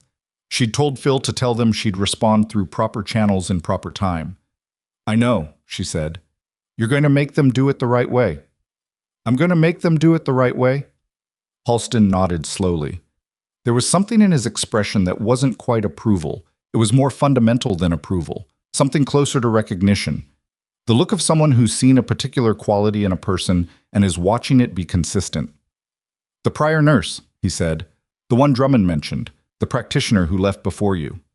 They're looking for her. Drummond found her this afternoon. She's in Denver. She's been in Denver for 11 months, not working, because the pressure campaign damaged her professional confidence enough that she didn't believe she could go back to practice." He kept his voice even. "She's agreed to be a witness." Nora stood with that for a moment. A woman in Denver she'd never met who'd walked through a version of this same corridor and had not made it out intact, who had done nothing wrong and been made to feel like she had, which was the specific and studied cruelty at the center of what the Wren family had been doing for at least 2 years. "Is she going to be okay?" Nora asked. "She's talking to an attorney. She's talking to the medical board." He paused. She saw the news segment. She called Drummond herself. Something moved through Nora that was difficult to categorize. Not pride, not quite. Something about the way one person's refusal to disappear could make another person's reappearance possible.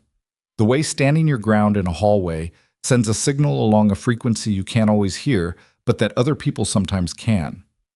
She hadn't built her documentation for that woman in Denver. She'd built it for herself, for her own case, for the simple reason that what was happening was wrong, and she refused to let it be successfully wrong. But it had become something larger than that without her choosing it, the way things sometimes do when you insist on doing them correctly. Leanne came up beside her and handed her a coffee, actual coffee, from the place 2 blocks away, not the institutional machine. "Marcus is sorry he couldn't be here," Len said. "He's back at base. He says happy birthday." "It's not my birthday." "He said that too. He said happy birthday anyway." Well, the formal proceedings took 3 weeks, which felt both long and appropriate. Long because 3 weeks is a long time to be in the middle of something that has been decided but not yet finalized, waiting for institutions to catch up to the facts. Appropriate because consequence without process is just another form of chaos, and Nora had never been interested in chaos. Garrett Wren entered a federal facility on a Tuesday morning after a plea agreement that his attorney spent 2 weeks negotiating and that Phil Moreau said was, in his professional assessment, significantly worse than what Garrett would have faced if he'd cooperated earlier. Wire fraud, obstruction, computer fraud, and 3 state charges including criminal harassment and falsification of records. The terms included 42 months of federal custody, 5 years of supervised release, and a permanent bar from any administrative, advisory, or board role in a healthcare institution. His attorney released a statement that used words like difficult circumstances and deeply regrets. Garrett himself said nothing publicly.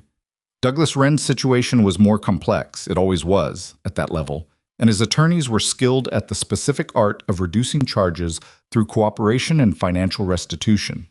He would not go to prison. What he would do was pay a settlement to the state attorney general's office that the press described as substantial, surrender his board seat at Veldthorne General, have his foundation's tax-exempt status suspended pending a 3-year audit, and spend the remainder of his professional life in a diminished version of the city he'd believed he owned. Nora had been told this outcome in advance by Phil and had sat with it for a long time before she'd decided what she thought about it.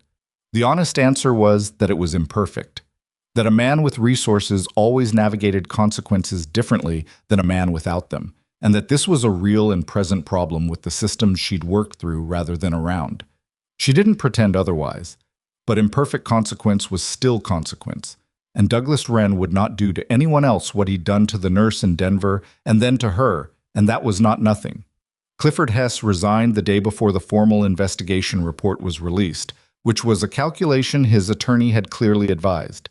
Resign before the report. Frame it as taking responsibility, preserve some fraction of professional dignity. The report released anyway and contained his name 47 times, and the Wyoming Healthcare Administration Board revoked his administrative certification for 5 years. The HR director had cooperated, as Nora had predicted, and received a reduced outcome in exchange. No criminal charges, a formal censure, mandatory ethics training that was probably inadequate but was all the board could require. Nora didn't find satisfaction in that either, but she understood the function of cooperative witnesses in investigations, and she understood that the larger accountability required their testimony. The physician who had signed the psychiatric evaluation recommendation lost his medical license for 2 years.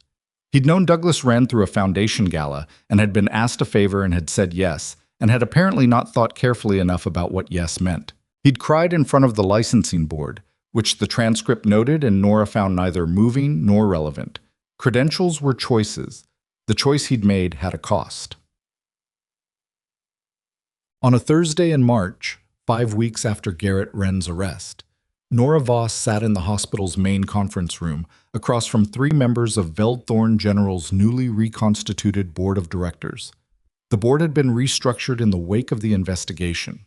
3 of the 7 original seats had been vacated. Douglas Wren's appointees, people who had asked no questions and signed documents they should have examined, and the 3 new members were present today. The interim hospital CEO, a woman named Dr. Palma Lester, who had been brought in from a regional hospital network 6 days after Hess resigned, sat at the head of the table with the specific energy of someone who had been handed a complicated situation and was treating it as an opportunity rather than a burden.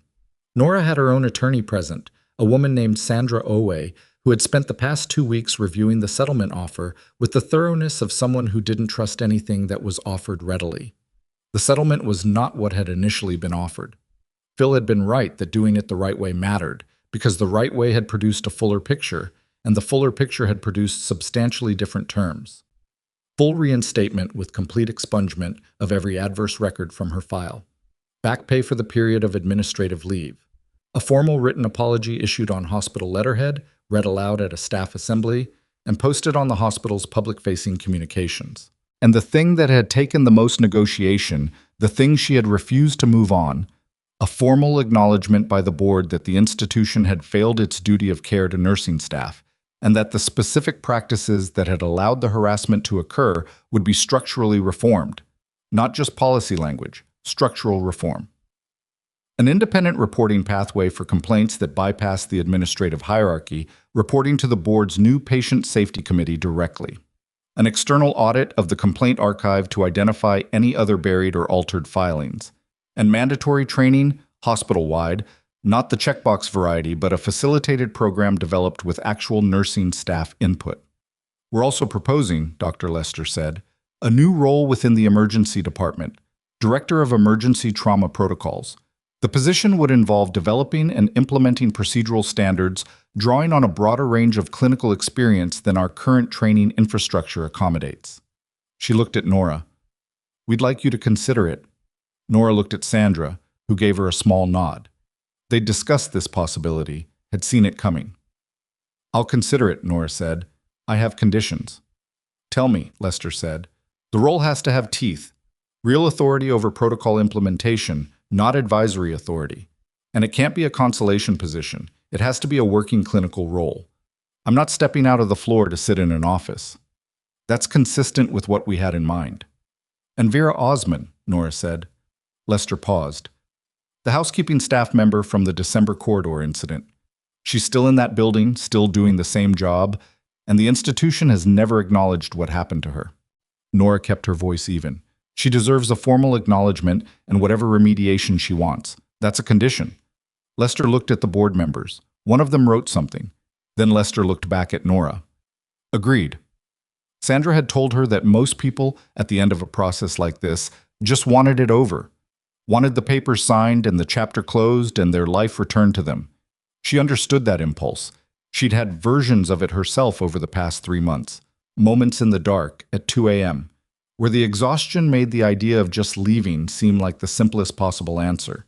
But simple wasn't the same as right, and she'd never been good at choosing one over the other when they weren't the same thing. She signed the settlement agreement on a Tuesday. Sandra signed as witness. Dr. Lester signed for the hospital. In the corridor afterward, Sandra touched her arm briefly.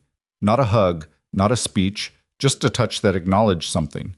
And then they went their separate ways. The staff assembly was on a Friday, at 7 a.m., in the hospital's largest conference room. Attendance was not mandatory. Every member of the day shift came anyway, and a significant portion of the night shift who should have been sleeping. Dr. Lester read the formal statement. It was 3 paragraphs, plain language, no passive constructions, no evasion. It named what had happened and used the word wrong without qualification. Nora stood at the side of the room and listened and kept her face still. Bonnie was in the front row and didn't look at Nora until the statement was finished, and then she did, briefly, and Nora gave her a small nod, and Bonnie looked at the floor, and that was the ongoing conversation they were having about what it meant to stand close to the edge of something and know you should have stepped back sooner. Dara Segal, whose name had been on one of the fabricated statements, was near the back, and her face throughout the reading had the quality of someone who'd been carrying something physically heavy and was slowly setting it down. She'd come to Nora 3 weeks ago, privately, and explained that she hadn't known her name was being used, hadn't signed anything, had been horrified to discover it. Nora had believed her, not because she was required to, but because the horror had been real and specific, and Dara had no reason to perform it. The fabrication had implicated Dara as a false witness without Dara's knowledge, which was another cruelty at the center of the whole construction, and Nora had made sure that was clearly established in the record. After the statement, Dr. Lester opened the floor. There was a silence.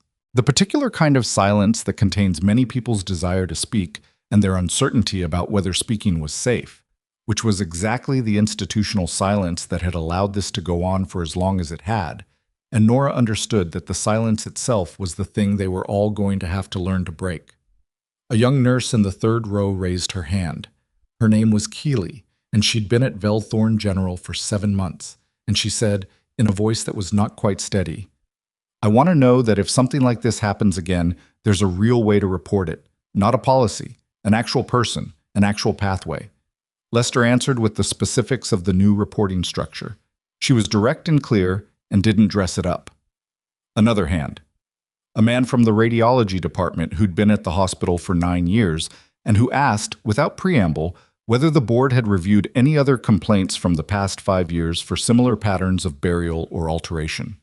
Lester said yes, that the external audit had been commissioned and that its findings would be shared with staff when complete. The questions continued for 20 minutes. Nora didn't answer any of them. This wasn't her assembly to run, and she had no interest in occupying the center of it. But she listened to every question because the questions told her more about the actual state of the institution than anything the board had produced. People had been afraid here.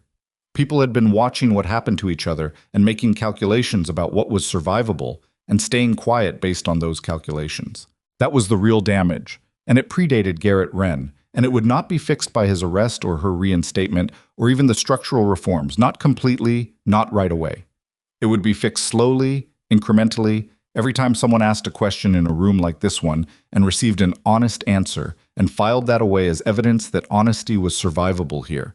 It would take time. Institutions healed slowly when they healed at all. She was going to be here for it.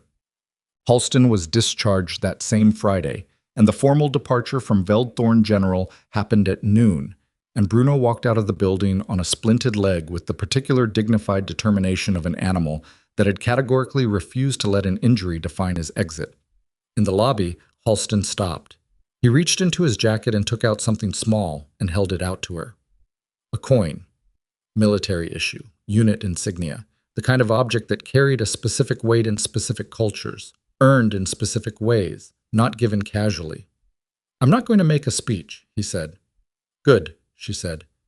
"You already know what I would say." "I do." She took the coin. It was heavier than it looked, which was always the way with things that had actually been used. She looked at it for a moment. She thought about what it represented and what it cost and what it meant that someone had given it to her in a hospital lobby in Calverton, Wyoming, in February, while a dog stood beside them with a splint on his leg. "Thank you," she said. He nodded once. Then he held out his hand and she shook it, and that was sufficient. Keel was at the door. She caught Nora's eye on the way out and did something that wasn't quite a nod, more like an acknowledgement of a shared understanding, one professional to another, brief and complete. Leon was the last one through the lobby, and she stopped beside Nora and looked at her for a moment with the particular directness that had always been Leon's way. The refusal to smooth things over when looking at them clearly was available. "You going to be okay here?" Leon asked. "Yes?"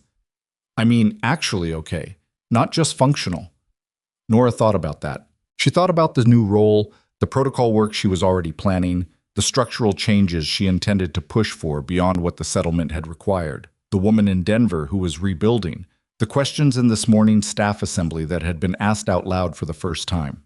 She thought about Vera Osman, who had come to her yesterday in a corridor and said, "Only thank you," and then walked away, and how those two words had contained more weight than anything that had been said in any conference room. "Yes," she said again. "Actually, okay." Leon looked at her for another moment, checking, because that was also Leon's way, not taking answers at face value when she had the opportunity to verify. Then she seemed satisfied. "Marcus is going to call you on his actual birthday," Leon said. "Don't let him talk you into making that thing with the rice again. It was terrible." "It was not terrible." "It was so terrible, Nora." She did smile then, genuinely, the kind that arrives without being planned. Leon walked out into the February afternoon, and the lobby door swung shut, and Nora stood alone in the quiet of the hospital entrance for a moment. She put the coin in her pocket. She felt its weight there, small and specific and real. She thought about 3 months of early mornings writing time-stamped entries into an encrypted app, the discipline of documentation when the easier thing would have been to let the injustice pass, to decide that nothing could be done and that survival was its own kind of win. She thought about the people who had, in fact, made that decision, not because they were weak, but because the cost of the alternative had looked too high. And sometimes it was. And sometimes that was a legitimate calculation. And she had never stopped understanding why people made it, even as she'd refused to. The thing about refusing to disappear is that it requires you to stay visible, and staying visible when someone is trying to diminish you is exhausting in a way that doesn't fully resolve even when the outcome is good. She was tired in a way she expected would take months to clear. She had work to do that she was genuinely excited about, and somewhere under the excitement was a person who needed to sleep more and eat better and probably talk to someone who wasn't an attorney or a union rep or a federal agent. She knew that. She was going to do something about it. She was not perfect. She'd been rigid when she could have asked for help sooner.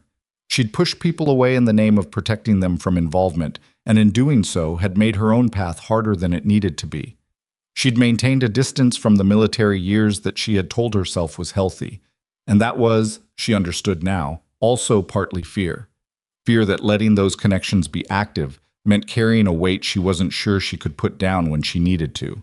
It turned out you couldn't put it down anyway. It traveled with you whether you acknowledged it or not, and the only choice was whether to let it be a burden or a foundation.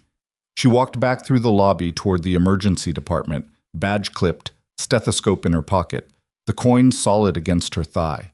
The work was waiting. It was always waiting, which was one of the things she'd always found steadying about it.